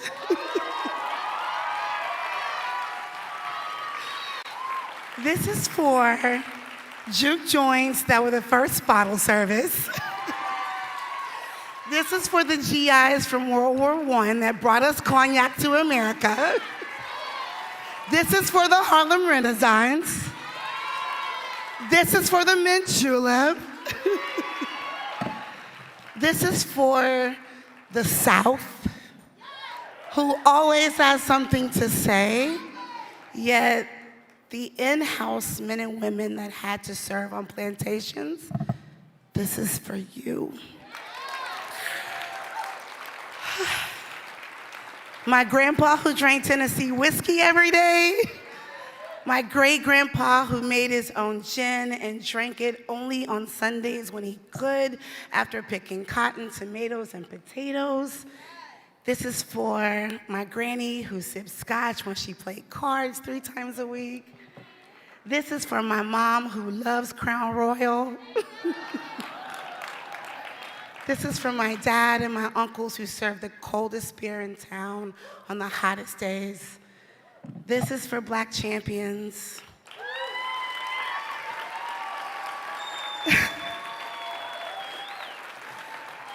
This is also to every Black person that had to sip sweets because you weren't exposed to any other profile.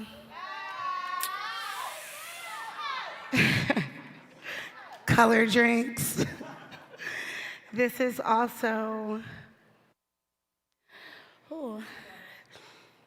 this is also for the brand ambassadors that have had to work multicultural roles, focus on a demographic that are mine, only serve me much. This shit's for you. This is for the Black champions that build communities. This is for the Black champions who do philanthropy. This is the Black champions who rewrite their resumes just to be recognized. This is for the Black champions I see on social media sharing content, photos, victories, questions. This is for the Black champions who worked at distilleries, past and present, women and men, This is for the Black sharecroppers, Black bartenders who worked endless nights in restaurants they could not eat in. This is for you.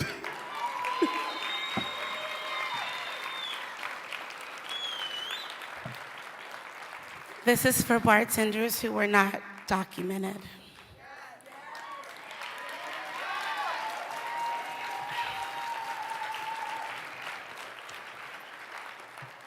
And if I may, this is for you, Tiffany.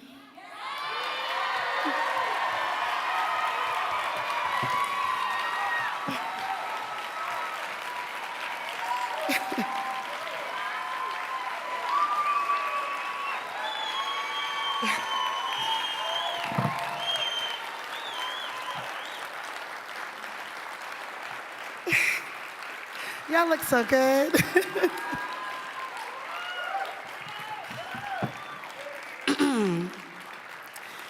Tiffany, me, Tiffany, third person. Tiffany, you wake up every day questioning your space. Are you recognized? Are you doing enough? What can we do better? Do they care? Tiffany, you're a daydreamer. You're optimistic. You're a good time. You know. Tiffany, you understand when shit goes left, right, north, and south. Tiffany, sometimes you give 2 fucks, sometimes you give no fucks. Tiffany, you always want both sides. Tiffany, you lean with your heart always. Tiffany, you always want to figure it out later and just get it done. Tiffany, you're a huge procrastinator. Huge. Really bad. Awful. Hence this on my phone. Tiffany, you've had a vision that you didn't even know existed, and it was to truly lean with your heart. Forever you thought living with your heart was weakness, and if they're watching you, clearly this is strength. The vision is me, but it's only getting better. To Black champions!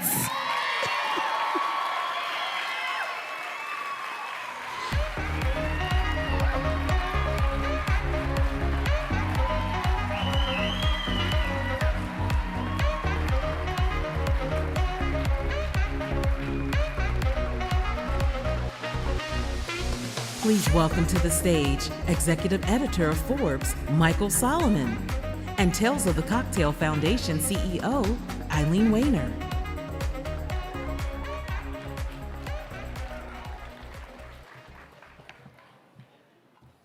Wow, Tiffany's so special. Another round for her. She's amazing. Every year, the Spirit Awards serves as a reminder of how special it is to be sharing a room and a stage with so many impressive individuals. I have such admiration for you and your team. It's really a privilege to be a part of this. You know, we have been coming to Tales for many years, and in my day job, I get to tell the stories of all the remarkable people in this room, people who are not in this room, people who will someday get to be in this room, and it's truly a privilege to do this and be a partner. Thank you, thank you. It truly is an honor to work with you as well, and our ongoing relationship with Forbes is one that we are truly very appreciative of and value here at Tales. This is Tiffany's phone that's blowing up here, by the way. Come on, I got you.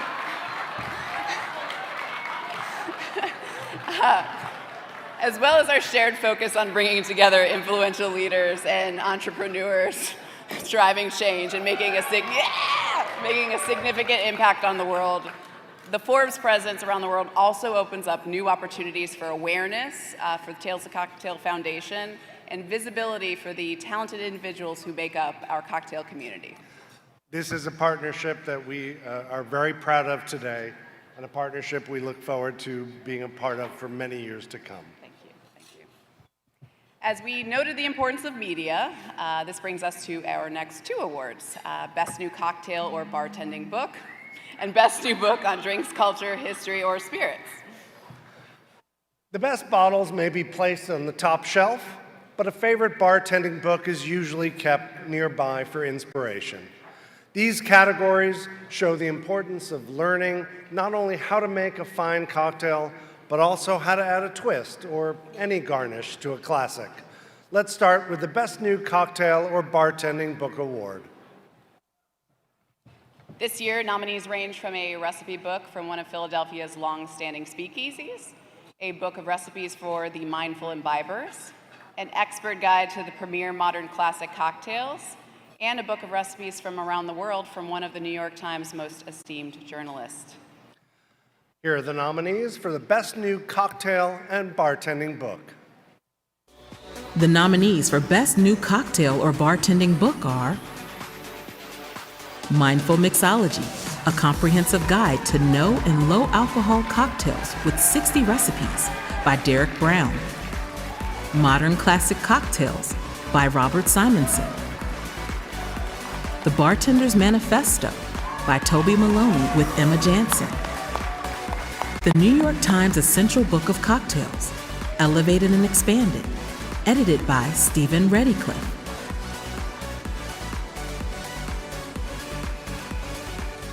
All right, and the Spirited Award goes to The Bartender's Manifesto by Toby Maloney with Emma Jansen.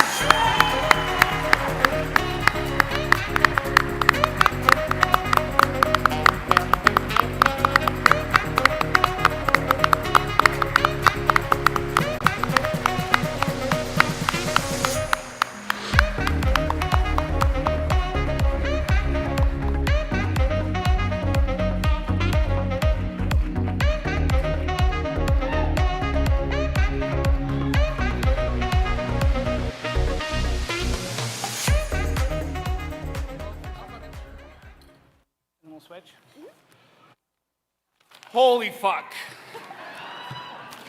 All right.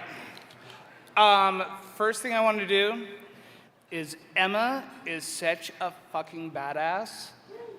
And she is just the collector of awards, so I want to do this with her.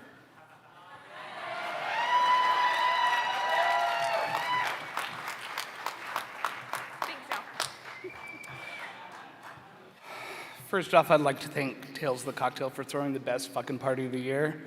This week in NOLA is nothing but a treasure trove of deliciousness.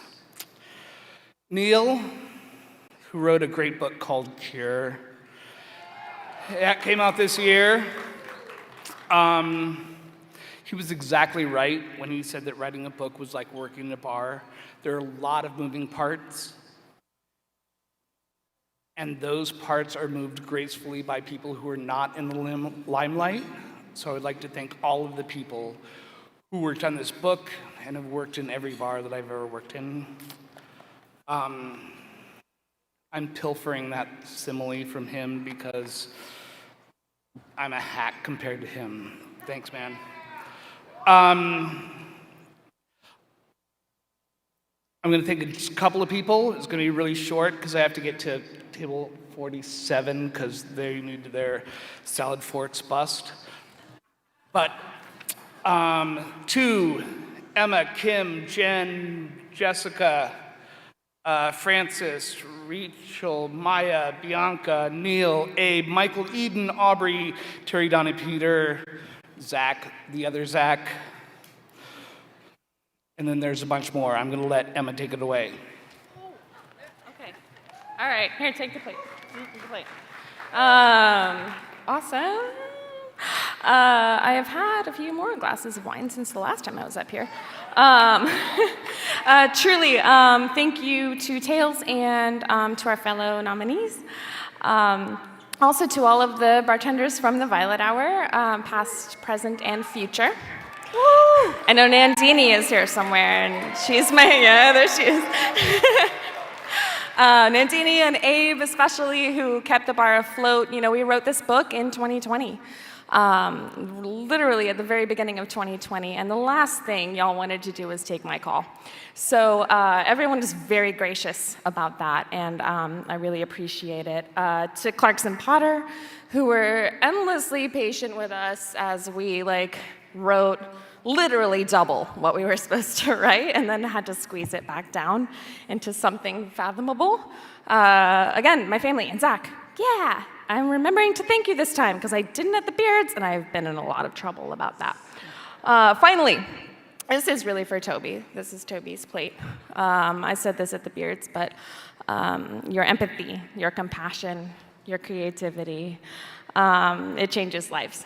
And I'm sure it has touched a lot of lives in this room, and it has certainly touched mine. Thanks, y'all.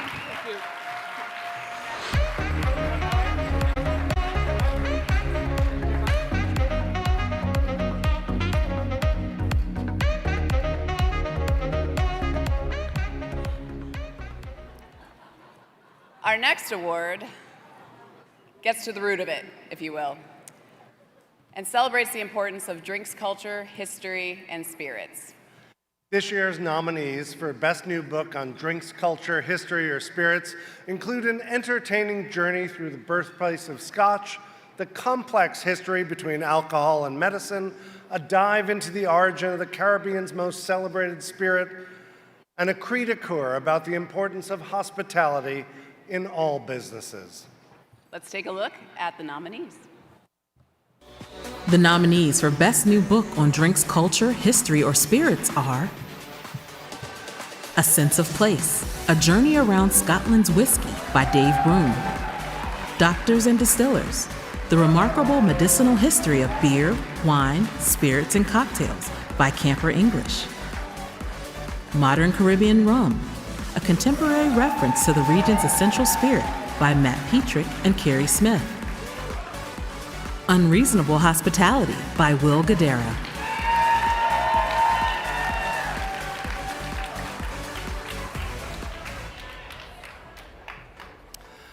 And the Spirit Award goes to Modern Caribbean Rum.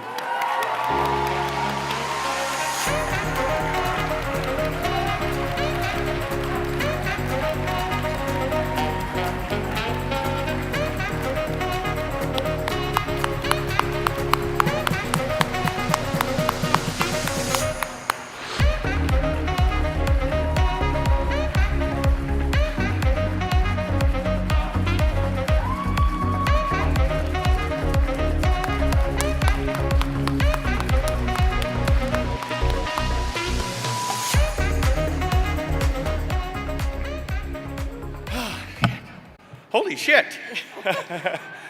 Oh, man. They say when you're writing a book that it's a journey. And this was a 6-year journey for me. And 6 years of feeling like I was in an ocean with the shore thousands of miles away. But I knew I wanted to tell the story of a spirit that did not get the respect that a lot of other spirits do. A spirit that has not had its real history told, does not talk about the real way that rum is made in all these different islands and the way that they're different. And so, there were times I thought I would never finish it, but I'm incredibly honored that so many people, so many producers, so many mentors to me, so many writers helped us do this, put out an 850-page book on Caribbean rum that I think will stand the test of time. So, but most importantly, my wife Carrie, who believed in me and who took my words and made them better and created what I believe is one of the most beautiful books I've ever seen.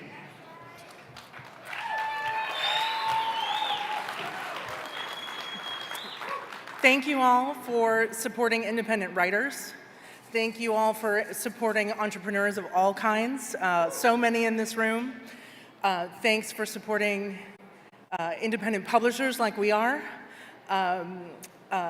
This is a labor of love. You're looking at the entire publishing company here. Writers, designers, CEO, marketing department, shipping and receiving, we do it all. And we're honored to be able to put books out in the world. Thank you for still buying books. Thank you for reading books by all of our fellow nominees, dear friends of ours, and we couldn't be prouder of this recognition by all of you beautiful people. Thank you so much. We appreciate it. And more to come.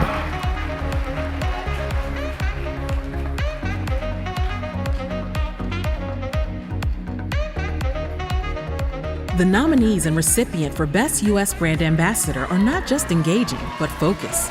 Their attention to detail results in compelling education and seminars that help teach us about the product and category of spirit they represent. The nominees for Best U.S. Brand Ambassador are Kiowa Bryant, Spiribon; Chris Cabrera, Bacardi USA; Cameron George, Moet Hennessy Ardbeg;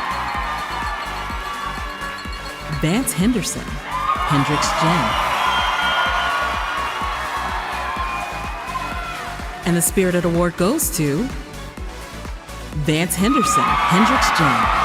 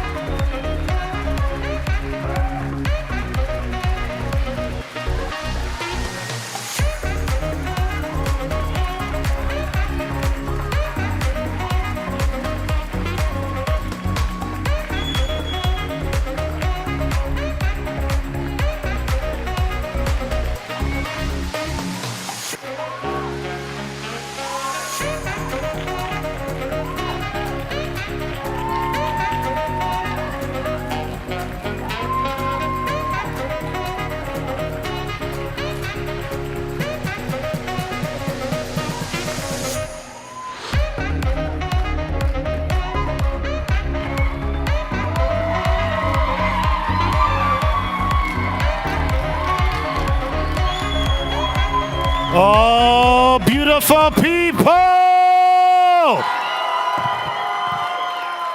Oh, y'all done gave me a microphone. What y'all do? Man.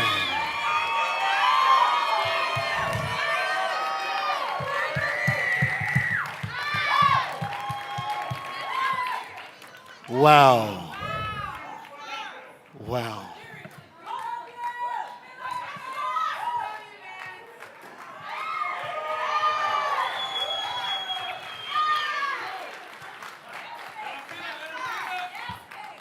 Ooh.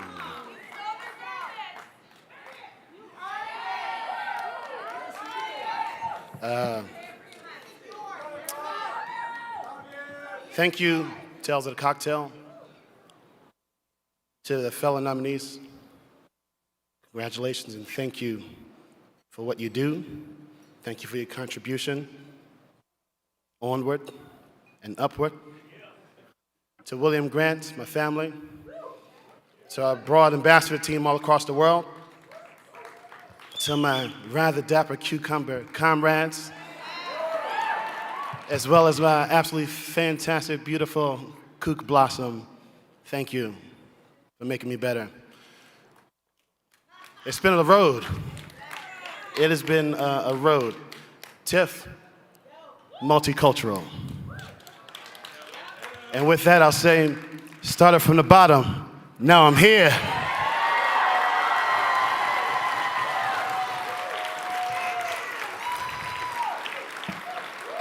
I absolutely love what I do. I absolutely love what I do. I read somewhere that it's a very small percentage of people in the world that actually love what they do. And from my first day on Hendricks, multicultural, in 2013, I loved it. Drambuie, I loved it. Monkey Shoulder, I loved it. And to come back to Hendricks, where it all started, back in 2020, and be here, I still love it. I'll leave you with this. I wake up every day, and I know that it's not about me. As an ambassador representing a brand, it's not about us. It's about the brand, it's about the space, it's about the people, it's about the liquid, it's about what we create. I enjoy what I've been blessed to create. I never would have imagined that I would be here doing what I'm doing with all of you, enjoying our family reunion every year. But here we are. And the ride has been absolutely incredible. I wouldn't change a thing. Washington, D.C., Tales of the Cocktail, ambassadors all over the world. Onward, baby, and upward. Let's go!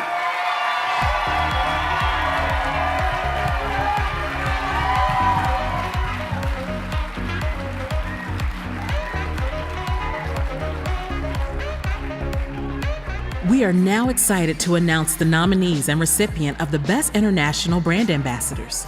This award recognizes those whose creative use of brand communication, combined with personality, has had the most impact on the promotion of drink brands.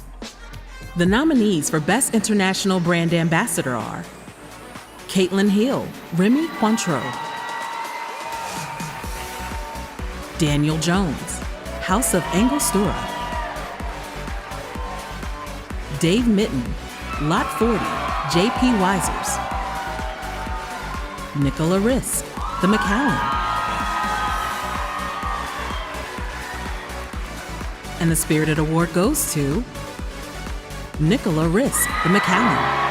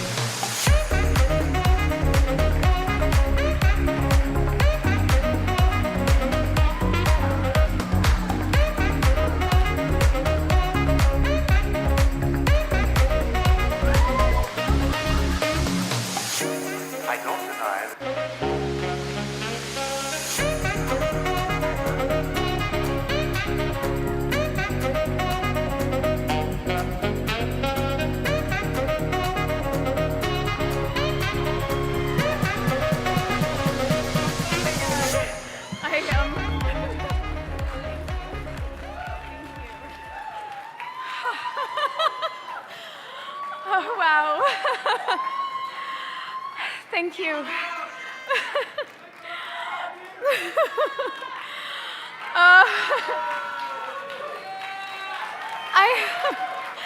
Thank you. I wrote a speech and I don't know that I can speak now. Thank you all so much. Thank you to the Tales of the Cocktail Foundation and to the Spirited Awards Committee for this incredible honor. I have a long list of thank yous. So first, I want to congratulate and recognize my fellow nominees. David, Danielle, and Caitlin, you are incredible, and it is a privilege for me to be recognized alongside all of you. I thank you to my McAllen team and to everyone at Edrington. It takes a village, it's true.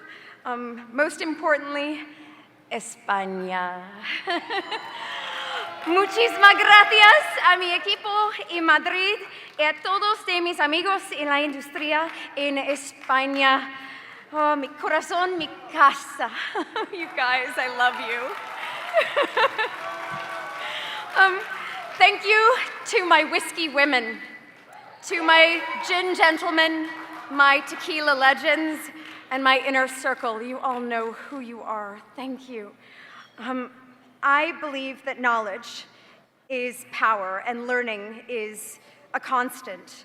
I want to thank every distiller, every blender, every mashman, stillman, cooper, maltster, lab technician, R&D scientist, anyone who's ever allowed me into their distillery, lab, and workspace to learn and ask questions, and I know that I ask a lot of questions. So you have given me the ability to view spirits through a different lens, to view it as both an art and a beautiful, non-exact science. You've given me the confidence to think innovatively and constantly explore the liquid in a glass with an open nose and both a creative and analytical mindset. Thank you for letting me do that and bringing me in. I'd also like to thank every person who's ever allowed me in their bar, in their restaurant, in their workspace, and allowed me to just share my passion, and allowed me to sit at your bar and learn and listen and watch you in complete awe. I truly am honored that I get to do what I love every day and to work with all of you. Thanks for that. I also want to thank a few very important people who are no longer here and need to be mentioned as they've been instrumental in my career.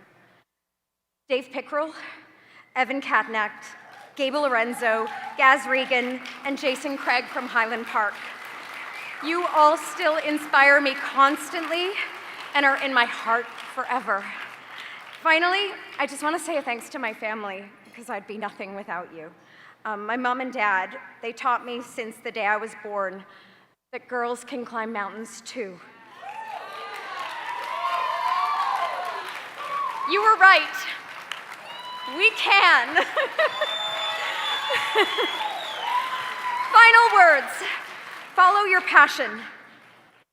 Don't wait for opportunity to come to you. Create your own opportunity. Know your inner circle and hold them close, and keep climbing those mountains. Thank you all. Thank you.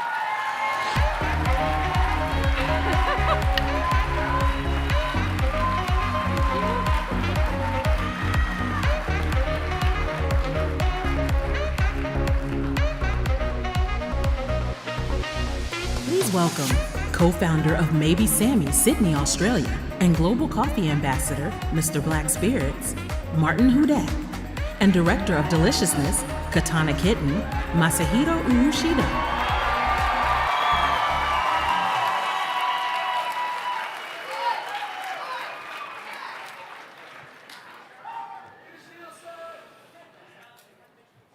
Working in a bar is an amazing job.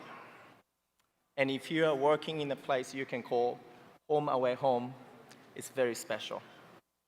Togetherness of great bar teams makes you feel welcomed and cared for, like you're part of the family. That is so true, Masa. We would never be able to do this alone, and that's the beauty of our profession. Martin and I are here to announce the international and US categories for Best Bar Team. This award recognizes the best collection of a talent working in an international and US bar today, including bartenders, barbacks, servers, and a front of house. These are the bar teams who's been recognized for their excellence in collaboration and working together. Well, let's start with the award for the best US bar team. From 4 different states, this year's nominees span across the United States. Let's take a look. The nominees for Best U.S. Bar Team are Happy Accidents in Albuquerque, New Mexico, Nickel City in Austin, Texas, Pacific Cocktail Haven in San Francisco, California, Yacht Club in Denver, Colorado,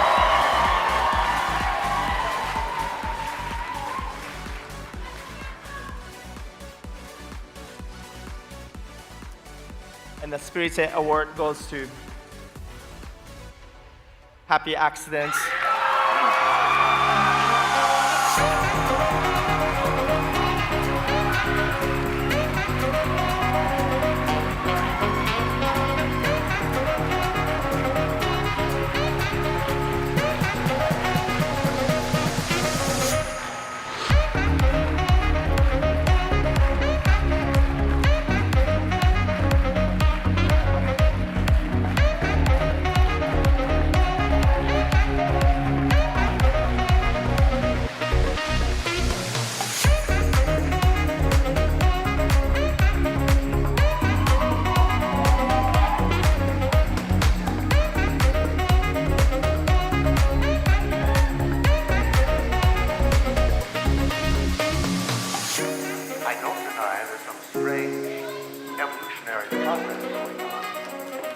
mankind won't be destroyed. The fact that you and I are working here today is evidence of that.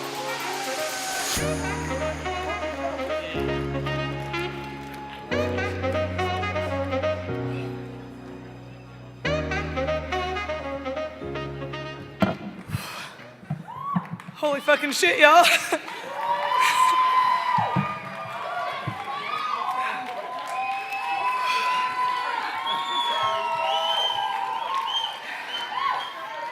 So, Sean told me not to cry or cuss. One of those is out of the way. Last year, I really didn't expect to be on stage, and I think I dropped a lot of F-bombs in a very short period of time. So this time I took some notes. First and foremost, Nickel City. Man, we've been friends for 10 years, and I love you guys.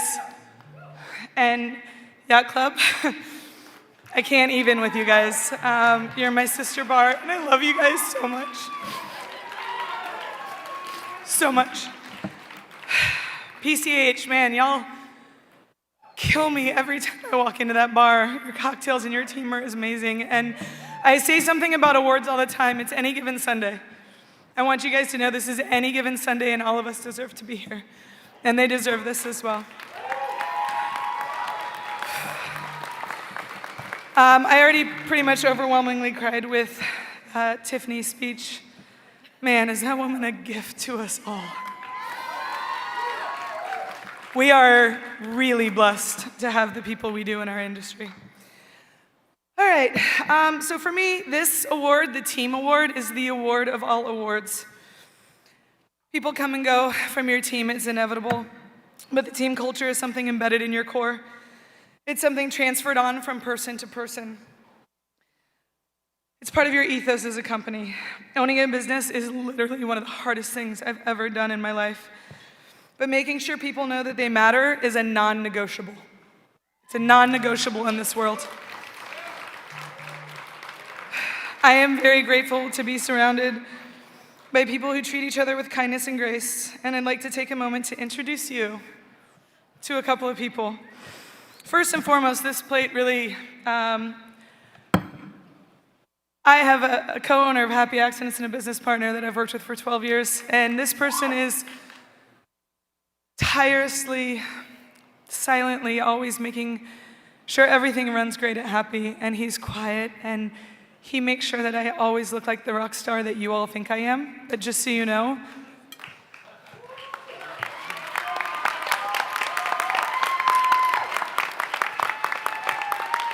Blaze Montana is really the driving force.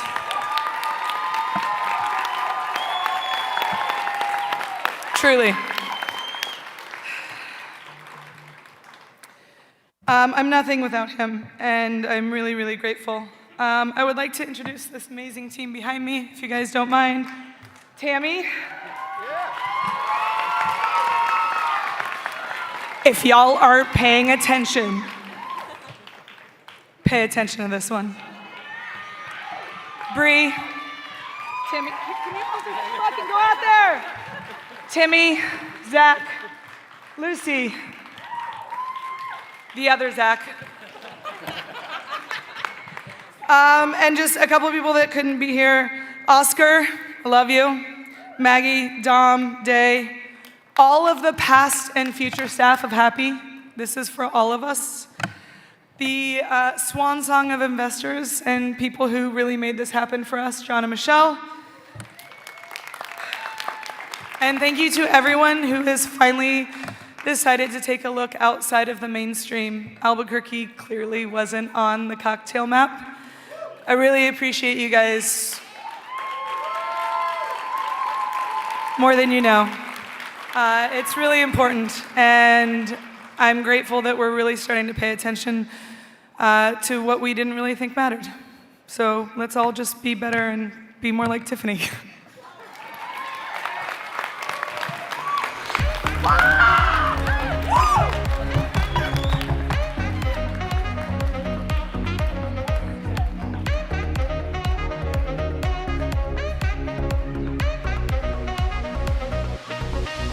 Congratulations to Happy Accidents.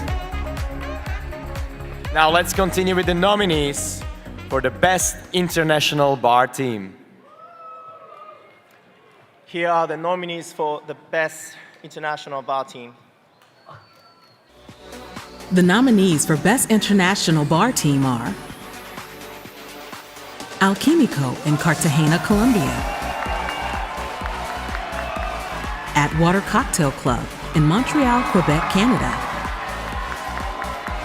Jigger and Pony at the Amara Hotel in Singapore. And Paradiso in Barcelona, Spain.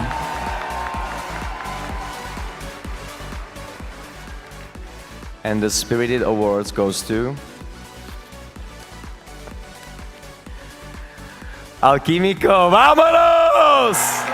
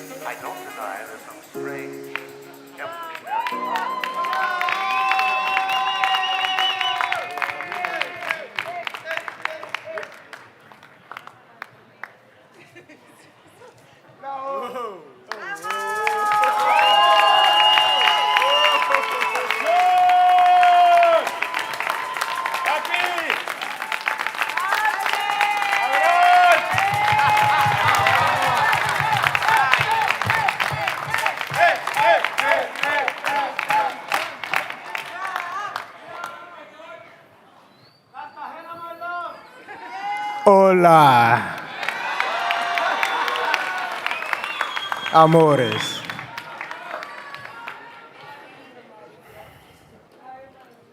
It's an amazing time for my team.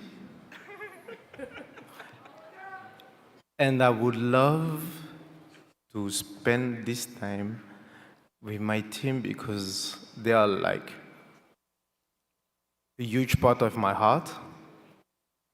And unfortunately, this is not an easy thing to come here for Colombian people.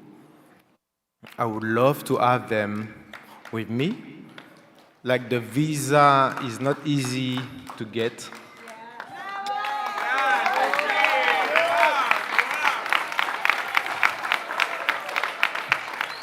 It's not easy to get if you're a Colombian citizen.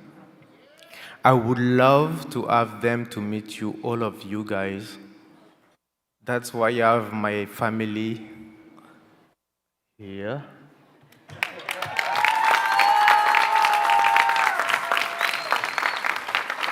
And I'm really Ben Cabron.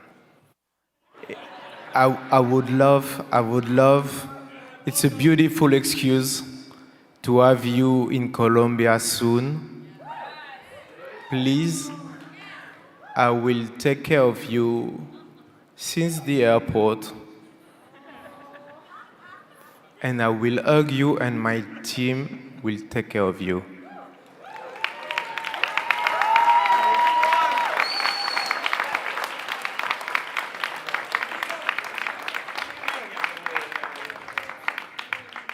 Muchísimas gracias, Cartagena. Te amo. Muchísimas gracias, Colombia.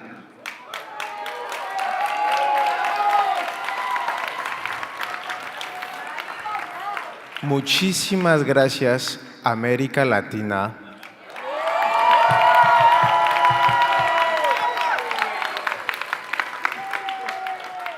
Muchísimas gracias, Nola.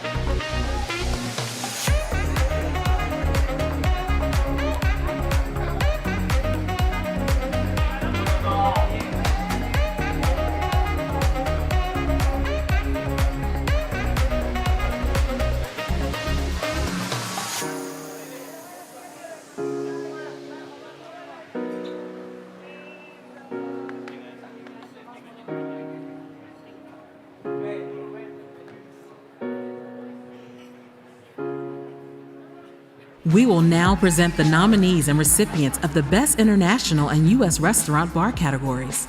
This spirited award recognizes restaurant bars that serve both a full dinner menu and a fully detailed beverage program. Focusing on creating excellence both on plate and in the glass, these establishments serve their best when it comes to a complete dining experience. The nominees for Best U.S. Restaurant Bar are Cafe La Trova in Miami, Florida,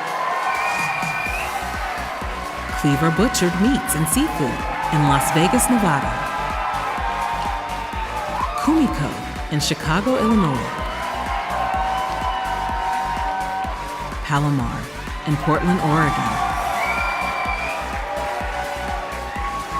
And the Spirited Award goes to Cafe La Trova in Miami, Florida.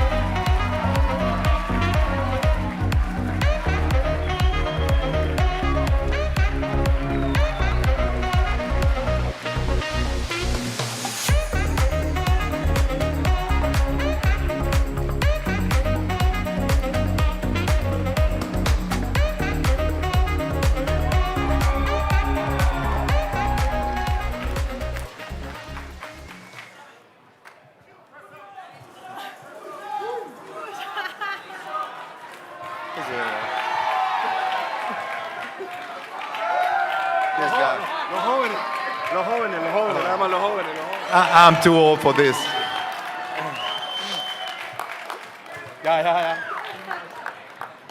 Thank you all. Thanks, Tales of the Cocktails, for this amazing event. First of all, I want to thank my family for always being with me at the bar every day. My wife, Betty, my son, Andy. To my partners for believing in me since day one. To all the staff for making things happen every day. To all the immigrants and Latino community in this country. We made this country run every day. Latinos!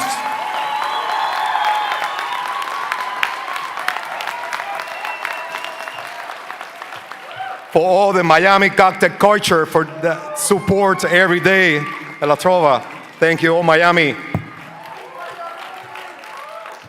Amaro Montenegro for the sponsorship.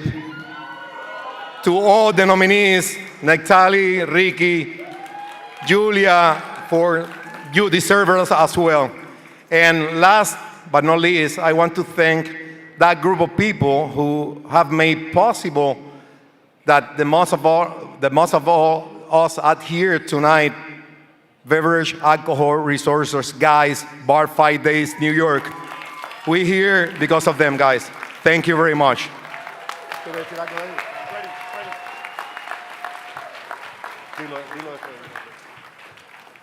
Thank you, New Orleans.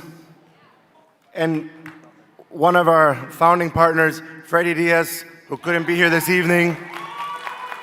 Unfortunately, he passed away earlier this year. He was a huge part of everything we did. Thank you very much, everyone.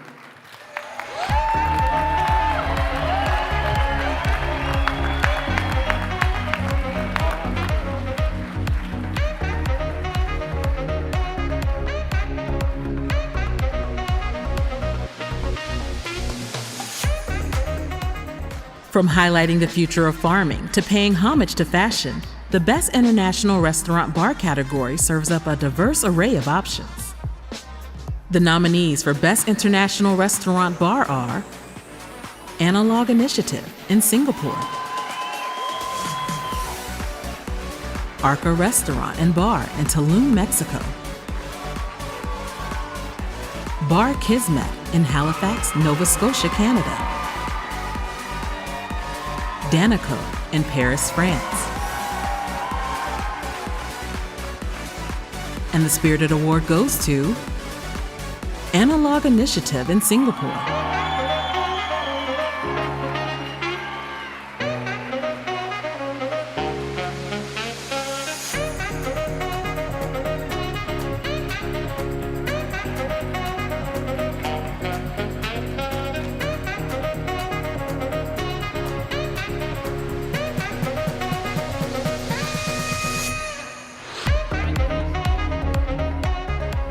So obviously I'm not Vijay Mudalia. He is a taller, darker, arguably better looking version of me.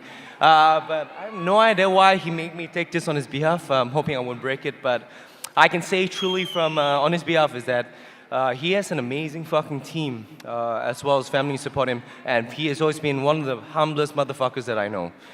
And I guess last but not least, I think he would like to thank everyone who's been there, the guests, the friends, the family, but more importantly, the community that has shown themselves at the bar. I mean, VJ, you made it, bro. Fucking hell.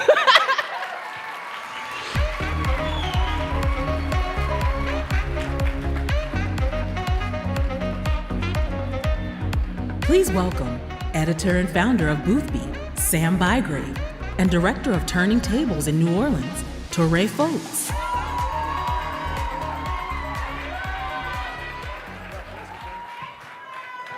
What's up? How y'all doing? So many friends and family out there crushing it tonight. It's great to be here tonight. Hope you're all enjoying yourselves, having a great time at Tales and in New Orleans. We're here to announce the winners of this year's Best US and Best International Cocktail Bar. This category celebrates a wonderful group of bars where every detail matters, from the atmosphere to the menu to the quality of the cocktail. You're still going? Oh, I am. This award recognizes those who set the industry standard and the cocktail trends. This group brings a level of creativity that is distinct to each. Their craft is reflective in both the glass they offer and the place in which it is served. The Best U.S. Cocktail Bar nominees are tonight come from 3 different cities. They are institutions that inspire us and really create a memorable experience all around. Let's take a look at the nominees for Best U.S. Cocktail Bar. The nominees for Best U.S. Cocktail Bar are Century Grand in Phoenix, Arizona, Double Chicken Please in New York, New York, Overstory in New York, New York, Service Bar in Washington, D.C.,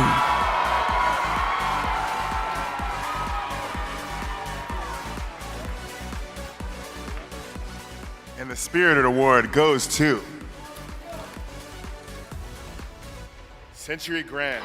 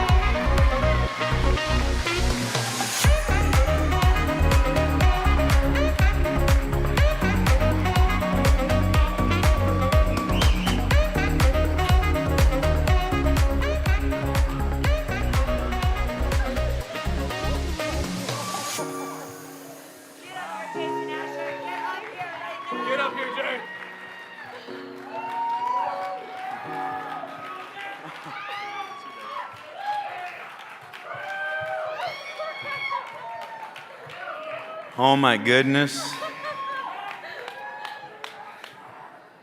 In 2007, I stepped foot into this town, and I was welcomed into a community, a family, and I come back every fucking year. So Tales of the Cocktail, thank you for providing this platform and this family for me to be a part of for nearly 16 years. Thank you. And a bar needs a family, two families, both the staff and guests. And so this is a really big thank you to my bar family, every single one of you, and every guest that walks in the door every day that helps us to keep our lights on and provide opportunity for every staff member we have to have a quality of life.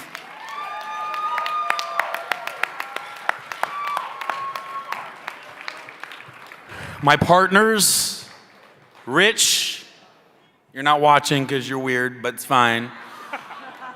But we set out to do something 7, 8 years ago, and we have not lost our vision. He's responsible for innovation, and innovation is what is driving this entire community forward. And so I thank him for his partnership, his friendship over the last 7, 8 years. Matt Snap for giving me a quality of life to be able to be a father. I have 2 children and I can't be a father and own 5 of the bars, and so for him I'm grateful. Jeff Holland, who's one of our partners, and he allows us to do and bring magic to life through sound, lighting, and people. Truthfully, it's all about the personalities that make the space come to life. So thank you from the bottom of my heart to everybody that we work with. And then last but not least, of course, my wife, who's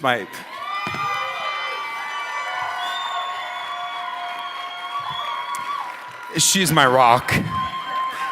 And I wouldn't be here today if it wasn't for her. So Tales of the Cocktail, thank you. And Arizona, we've arrived.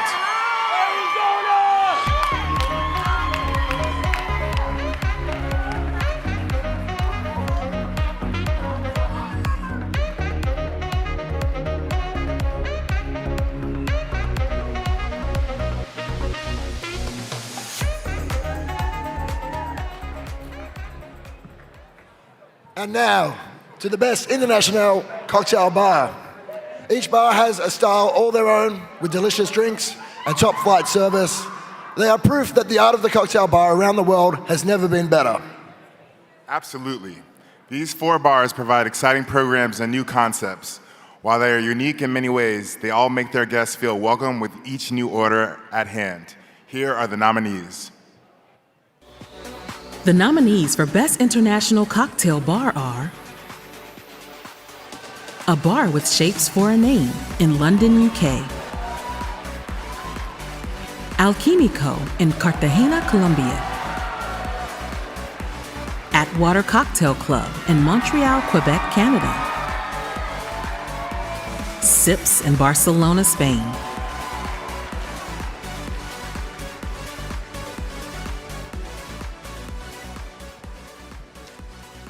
And the Spirited Award goes to Sips in Barcelona.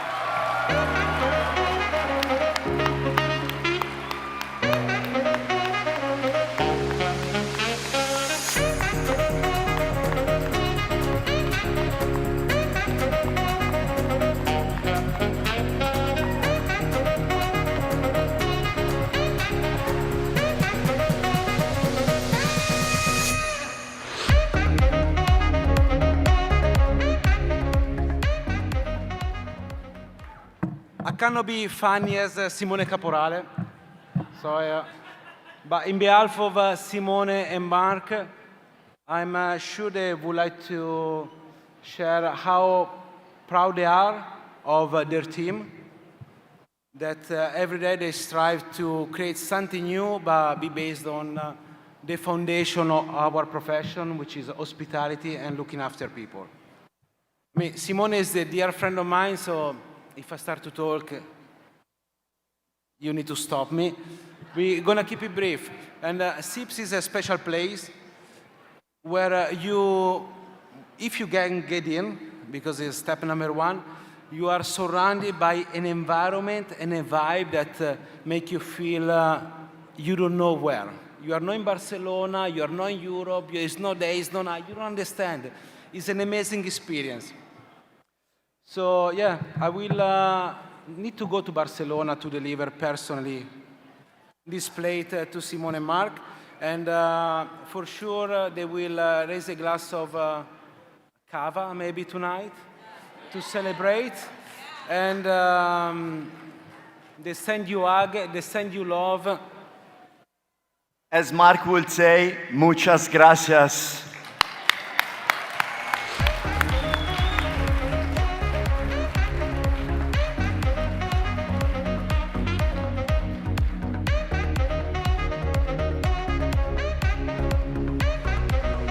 Please welcome drink historian and master distiller of Sip Smith Limited, Jared Brown, and drink historian and director of Mixellany Limited, Anastasia Miller.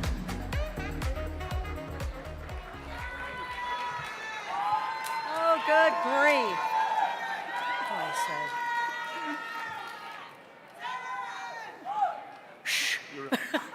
Hi, everyone. It's really good to be here. Jared and I are really, really glad to be with all of you tonight. It's kind of fun coming back here every once in a while, isn't it? And what an honor it is for Anastasia and I to be up here to announce the recipient of this year's Helen David Lifetime Achievement Award. Established by Tony Abou-Ganim in 2008, this award recognizes the people who have significantly contributed to the industry's growth and who have shaped our community into what it is today. Tonight, this award goes to the pioneer of 21st century gin renaissance.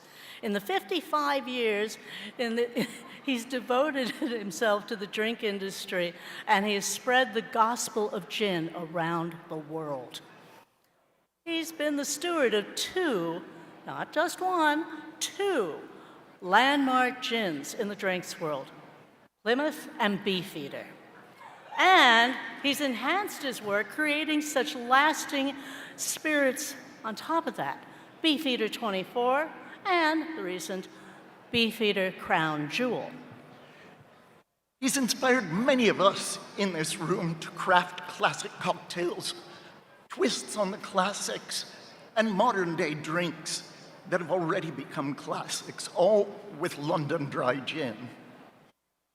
He's inspired many of us in this room to join him in crafting new takes on London Dry Gins, reviving the early traditions of 19th century gin making. And he's extended his support of our industry through the educational and beneficial charities supported by the Worshipful Company of Distillers of London and the Gin Guild. And it should be no surprise that tonight's recipient and his work have been the recipients of numerous awards around the world, including one of the highest honors one can receive in the UK for hard work and determination, the MBE, member of the Order of the British Empire, which recognizes his contributions to the arts and sciences, work with charitable and welfare organizations and public services outside the civil service. But rather than explaining his entire CV, could I be here for a couple of hours? So, nothing much I can do about it. It gives us great pleasure to announce the recipient of this year's Helen David Lifetime Achievement Award, our dearest friend, sometimes travel companion, and mentor, master distiller, Desmond Payne. Before we welcome Desmond to the stage, let's take a look at some of his accomplishments and contributions to our industry.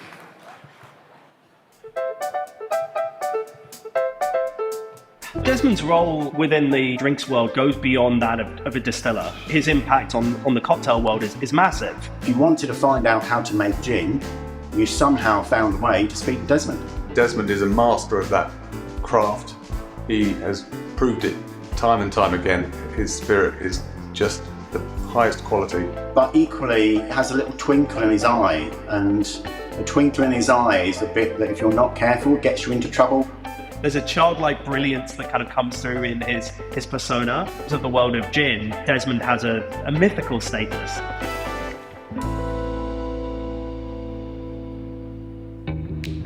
When Desmond first started in the late 60s, the gin world really was slowly but surely in decline. There was a real downturn in terms of the fashion around gin.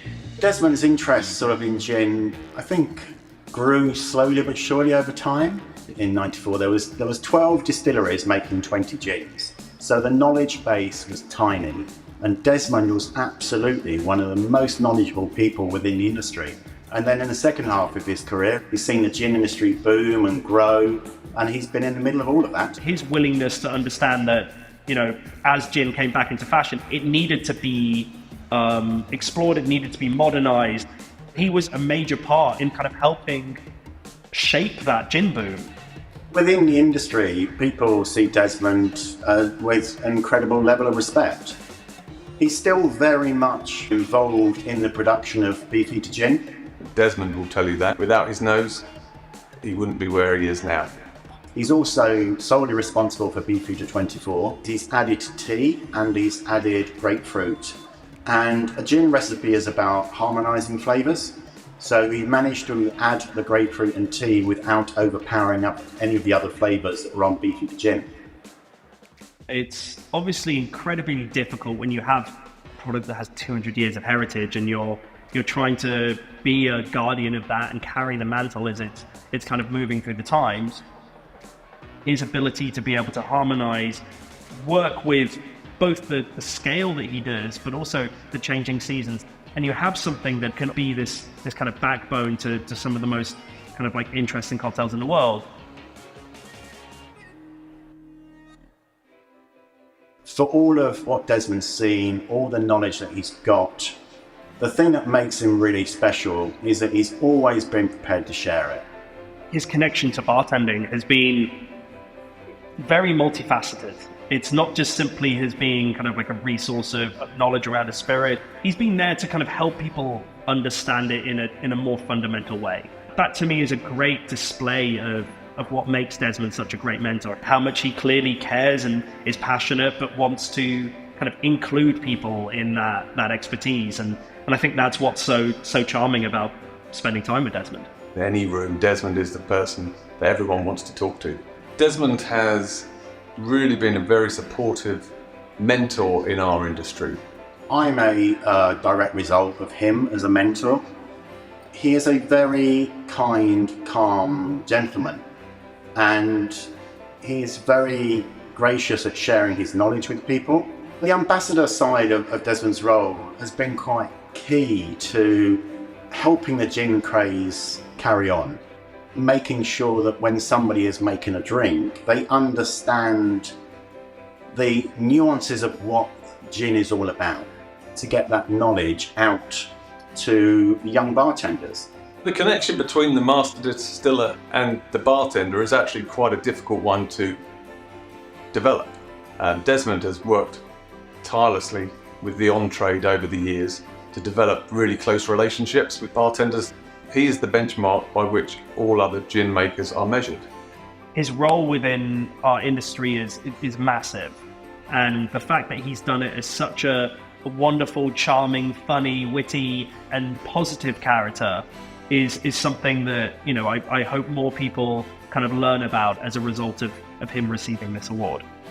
This is a craftsman who is passionate about his work and just loves what he's doing. He is Mr. Gin and eats, sleeps, dreams gin, I suspect. My dear Desmond, you've been very altruistic, very unselfish, and I think you are a treasure. Thank you for your time, your knowledge, and your patience. Without you, I wouldn't be the distiller that I am today.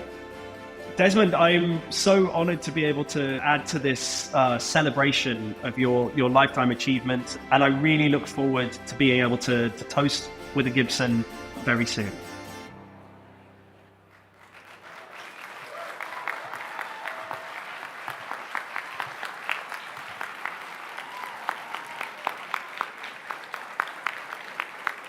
Everyone, please be upstanding for the Honorable Desmond Payne.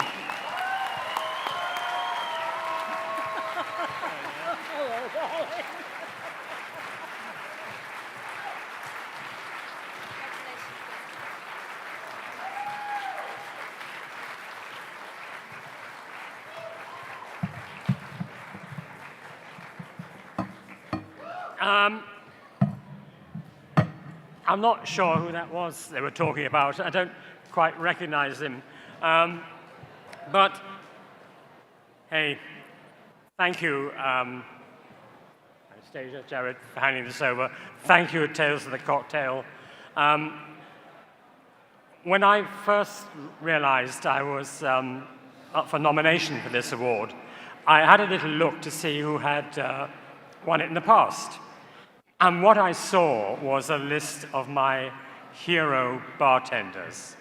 I saw Audrey Saunders and Gary Reagan and Peter Dorelli there, and so many, Sasha Petresky, so many people who were my heroes when I saw what was happening to the gin I was making. So I'm a distiller. I make gin. As you saw, I made Plymouth for a long time. I've been making Beefeater for a long time. I've been making gin for a long time.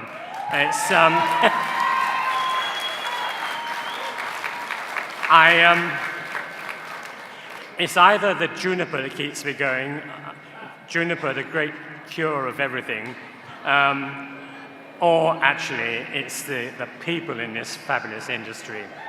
I am very much aware that as a gin distiller, that what I make is only kind of halfway. And I think gin, of all the spirits, has this terrific ability, actually a terrific responsibility, to be able to go one step further and to mix into cocktails. Hardly anyone drinks just neat, straight gin. It's nearly always a gin and tonic or a more fancy cocktail. And it's the responsibility of gin to go that extra step. So the way that the bartenders work with gin and create fantastic drinks is the thing that makes my life happy and fun and complete.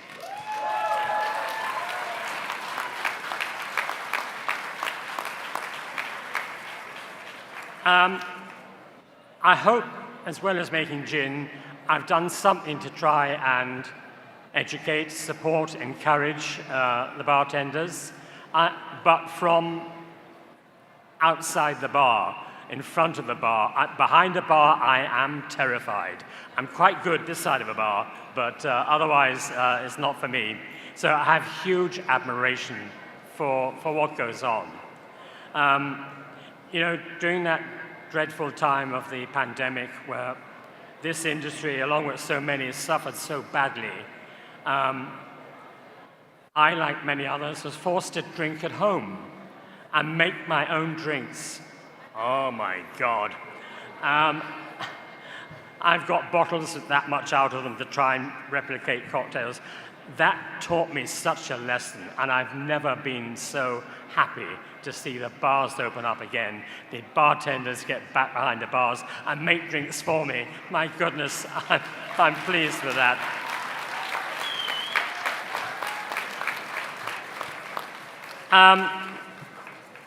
We've heard some fantastic acceptance speeches tonight. I can't hope to compete with any or many of you, but it comes to my heart, and I do have a few thank yous to make, obviously. I thank the people who work in the distillery that actually make the gin that allows me to come here and pick up awards. Over the years, our brand ambassador, who's promoted the gin, and John Gray is here tonight. I can't do it without them either. And my company, Beefeater, who have kept me going years after I should probably have retired. I'm not quite done yet. I keep going to retirement parties, and I'd say, I don't think I'm actually going just yet, but I'm happy to have the parties in the meantime. To Chai, my partner, who is my sternest critic of anything I try and do to make a drink at home. He drinks it, though. And to this wonderful community, fantastic community that's kept me going for 65 plus years with gin, and a couple of years before that with wine, and before that, I have frankly no idea. But thank you all very much. I'm hugely honored, hugely proud. Many thanks indeed.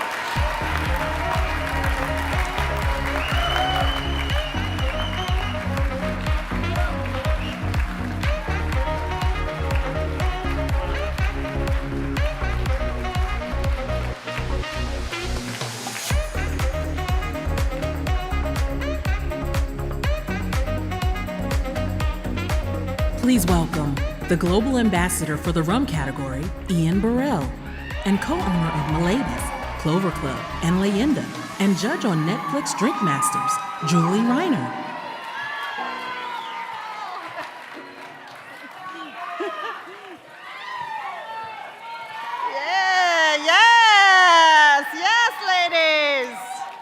Good evening, everyone. Ian and I are absolutely thrilled to be here tonight. Damn. What an amazing celebration of our industry and the people it entails. Sorry, I'm reading off the autocue just in case I stutter. People that strive to be better with each creation and help to further where we came from and where we go next. I think you all should stand up and give yourself a round of applause. Stand up and give yourself a round of applause.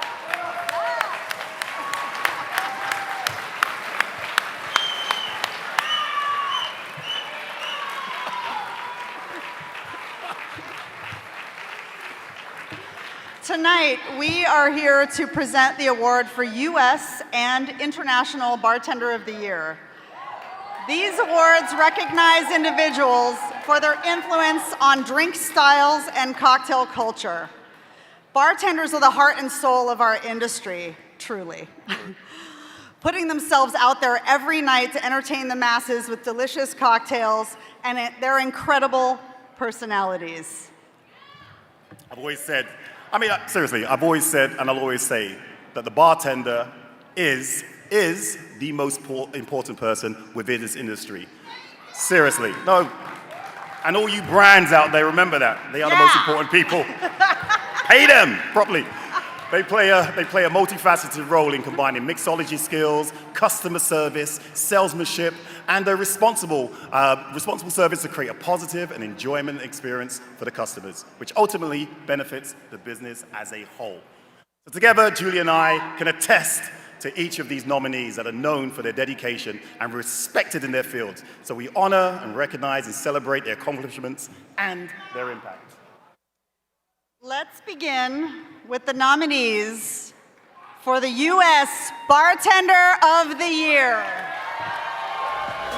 The nominees for U.S. Bartender of the Year are Michael Ferguson from Drinkwell in Dajobu in Austin, Texas. Capri Robinson from Allegory at the Eaton Hotel in Washington, D.C. Masahiro Urushido from Katana Kitten in New York. Christine Wiseman from Marigold's Brasserie and Broken Shaker in Miami, Florida. Damn, that's a tough list. Tough list. That is a tough list, and I want it for all of you. But this year, I couldn't be happier to give this plate to my friend, Christine Wiseman.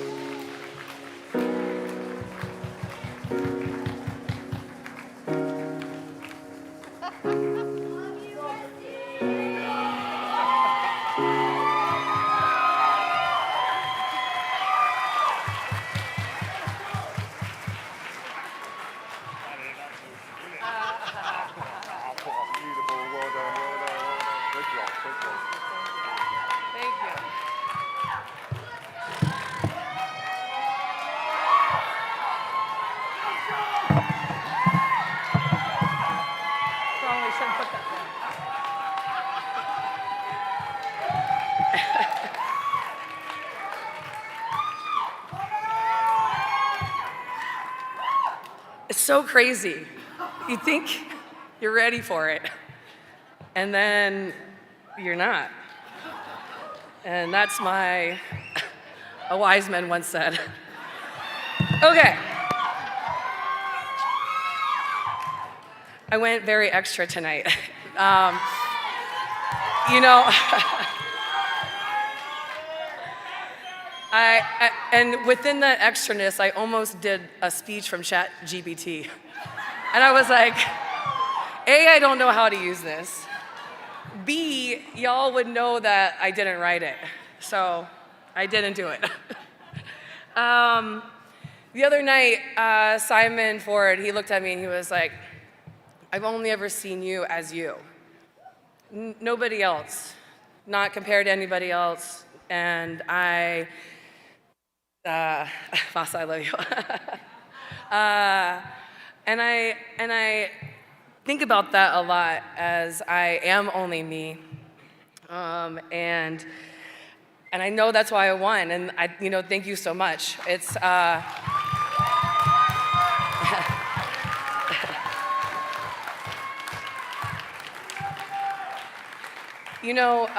Kate said it earlier, and accolades are those. They are here, they happen, and everybody here, probably minus a few brand ambassadors, just kidding, I love you, I looked at John, would probably win Bartender of the Year as well. And yeah, I don't, sorry. Anyways, I'm gonna go back to what I wrote down, okay? This award, it serves a reminder of the limitless potential within our community. It motivates me to continue pushing boundaries of what we can do and to continue to try and create better experiences for our guests, and most importantly, for the people that we work with and that work with us. I hope that I can keep inspiring everyone around me, and for those that don't know me, I am an open book and I'm always around. So we can talk life out. It's about breaking stereotypes, no more conforming to the social norms of what we think a person should look or act like. I am always like a broken record. Be yourself, it pays off. It lets everyone know that we all come from diverse backgrounds, that we can bring their own unique personalities and styles to our world. And it's embraced, encouraged, and celebrated. I understand that my personality isn't for everyone, but luckily, I found my people and my space, and I'm thriving in it.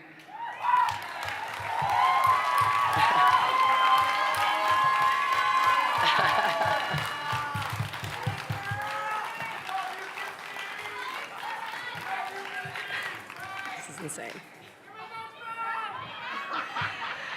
This week is so important, and not for the reason of trying to find out whose career or bar you want to emulate, but to find inspiration to be the best version of yourself.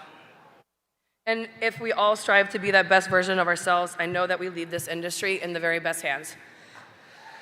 I had to write down thank yous because it's always like the hardest part, and it should be the easiest because I've had so many wonderful people in my life.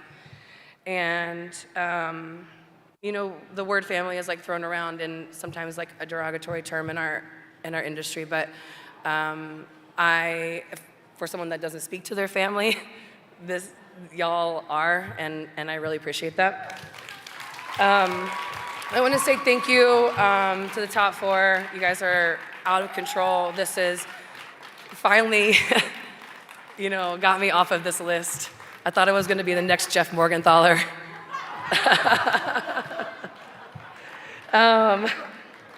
You guys are all amazing, and I love you so much. And it's awesome to see 3 super powerful women on this list as well. I remember when there were none, and now we have 3 of 4. To Tales of the Cocktail, thank you. I'm surprised that I have never been kicked out yet, so thanks for allowing me back in every year. I obviously want to thank Gabe and Elad. They've become my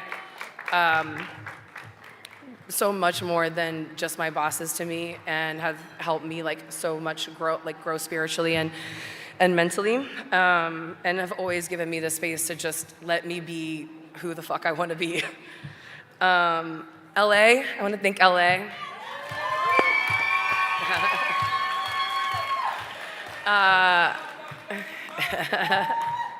I lived there for 10 years and have had so many conversations over the past few days of looking at so many of my friends that we grew up together in this industry, and we're all fucking awesome. I want to thank Miami. I want to thank Miami. They have shown me so much love and openness and acceptance. My team here, Sarah, Channing, Nikki, and everybody that was here with me all week, and everybody that's at home working, I wouldn't be able to literally do it without them, and that was one of the most important lessons of my life, is I can't do this alone. Thank you all the brands that have hired me to do events and let me wear blue lipstick and create out-of-control things. And thank you to every bar that's let me spray champagne and confetti cannons and glitter. So thank you all very much.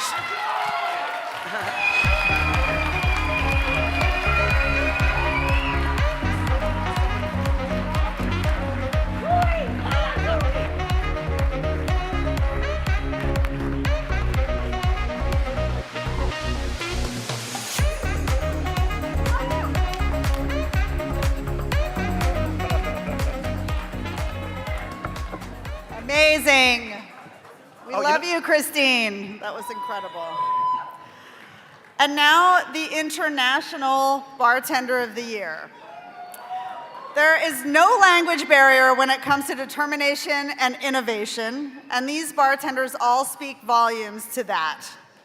Here are the nominees. The nominees for International Bartender of the Year are Gina Barbachano from Hanky Panky in Mexico City, Mexico. Giorgio Bargiani from the Connaught Bar in London, UK. Daniel Schofield from Schofield's Bar in Manchester, UK.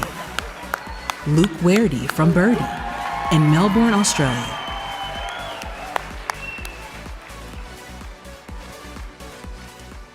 And even though I forgot to get Julie's autograph, being a Netflix star that she is, I'll get it later. So, the International Bartender of the Year goes to, why did I pick the one with the hardest name to say? Giorgio Bargiani!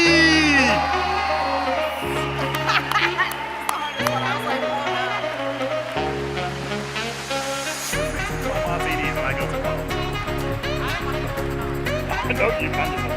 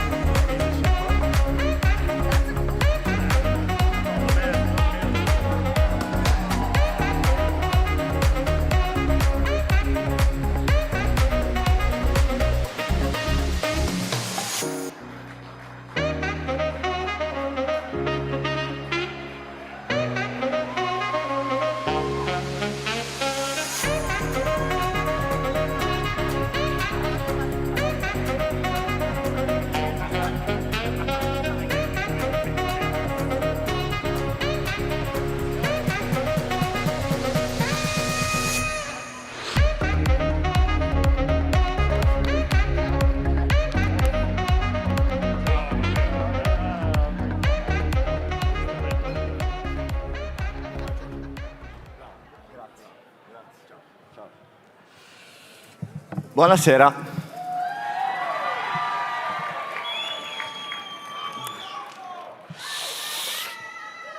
I would say I'm sorry for the Italian accent, but I'm not.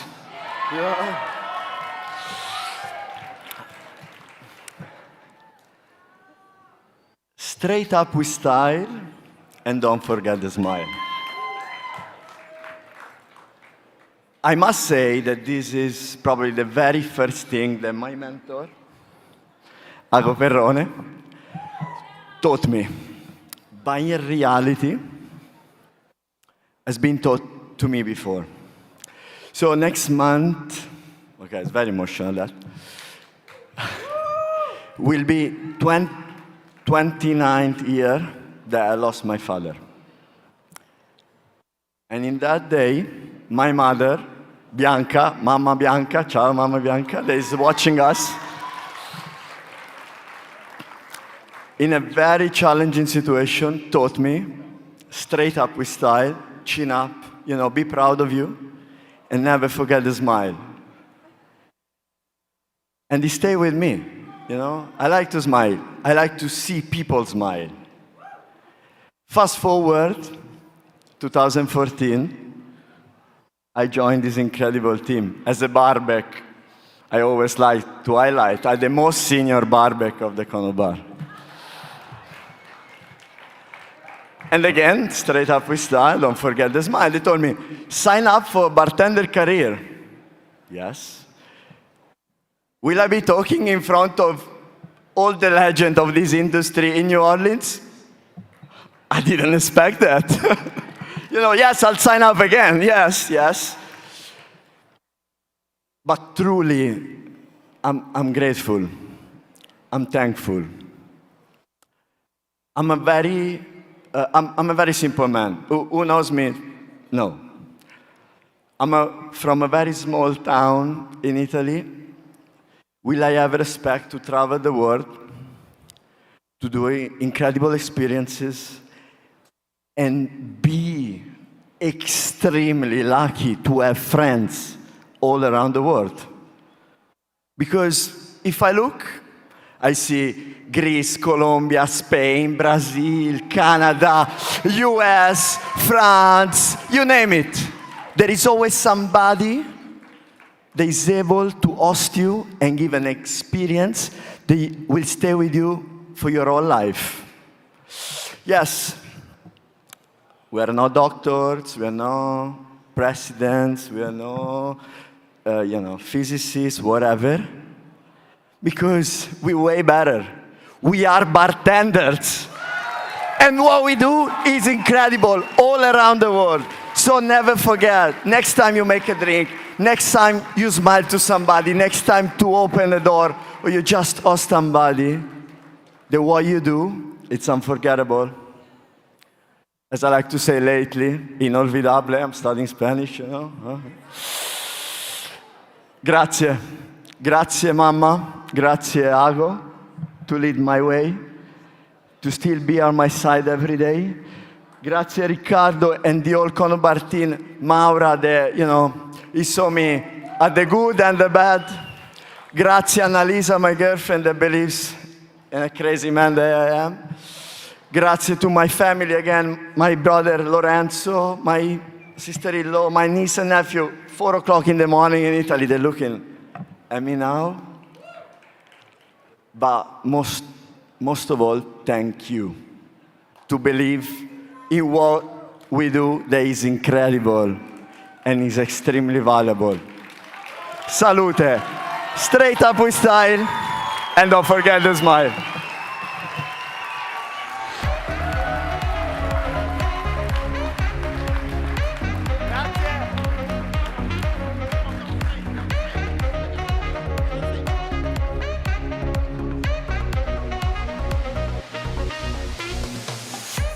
Please welcome member of the Board of Directors at Tales of the Cocktail Foundation, John Kakuru, and Global Head of Brand Ambassadors, William Grant & Sons, and overall Chair of the Spirited Awards, Charlotte Voicey.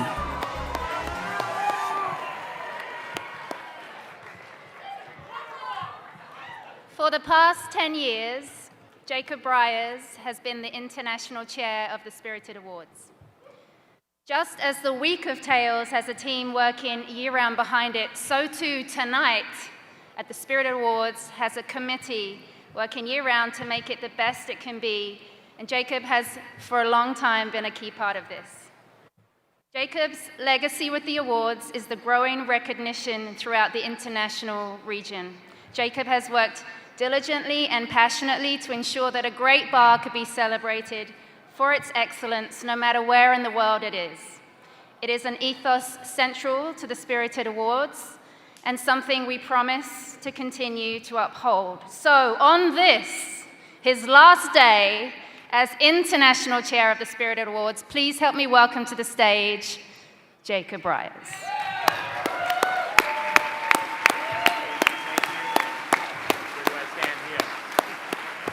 Jacob, on behalf of the Tales of the Cocktail Foundation, we have this very special number blue plate for you as a way to say thank you.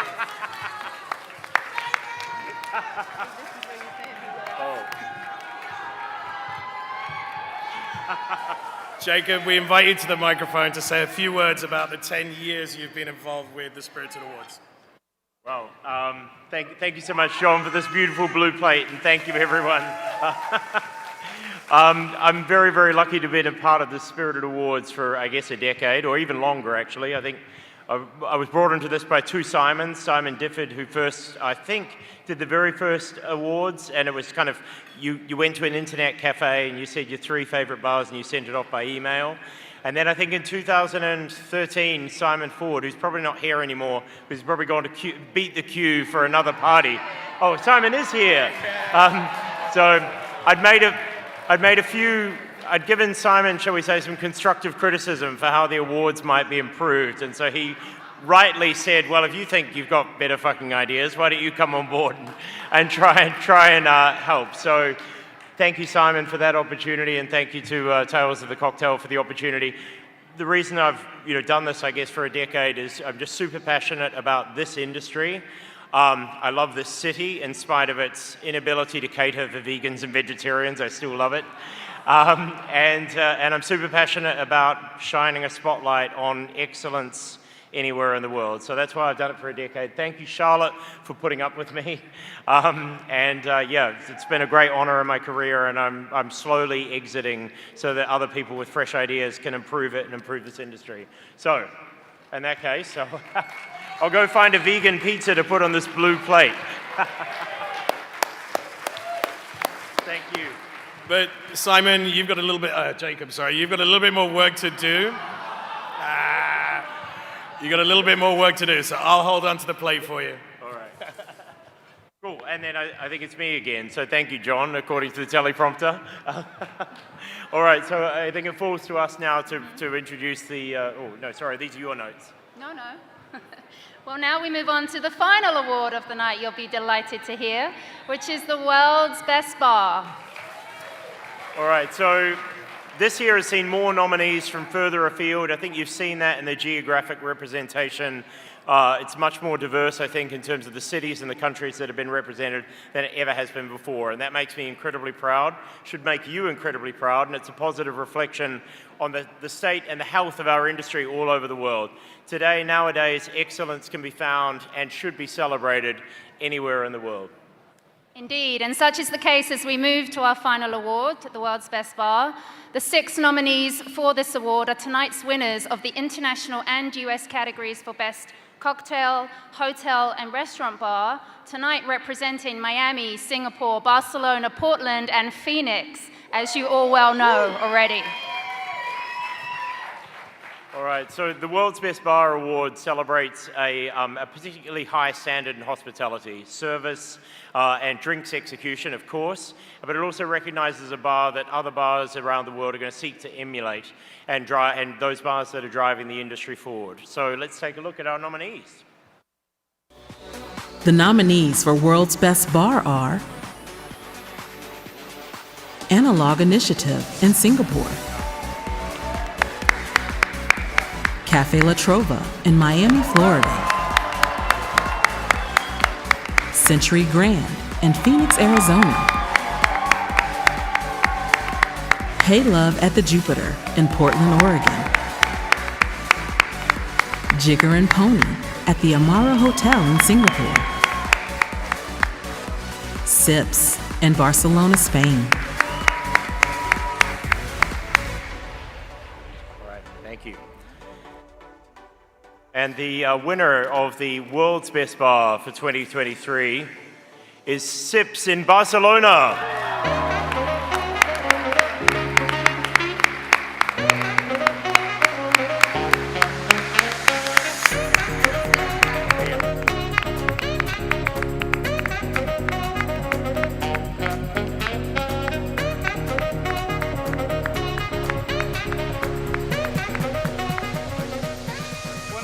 Buonasera.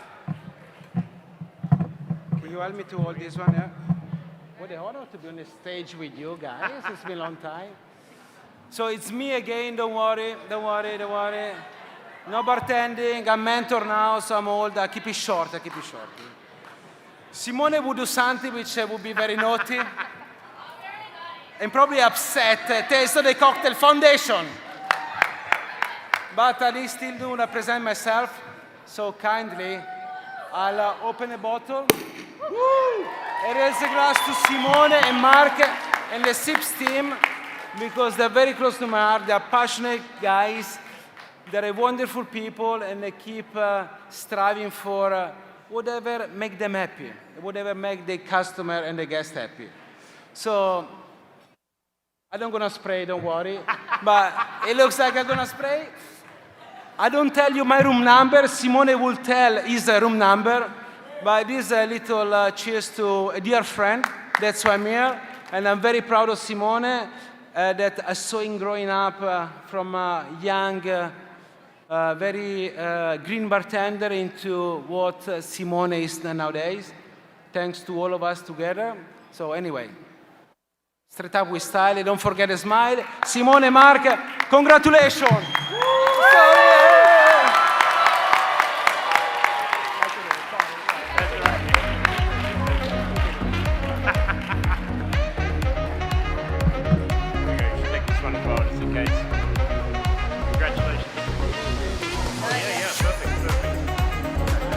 And that concludes the 2023 Spirited Awards.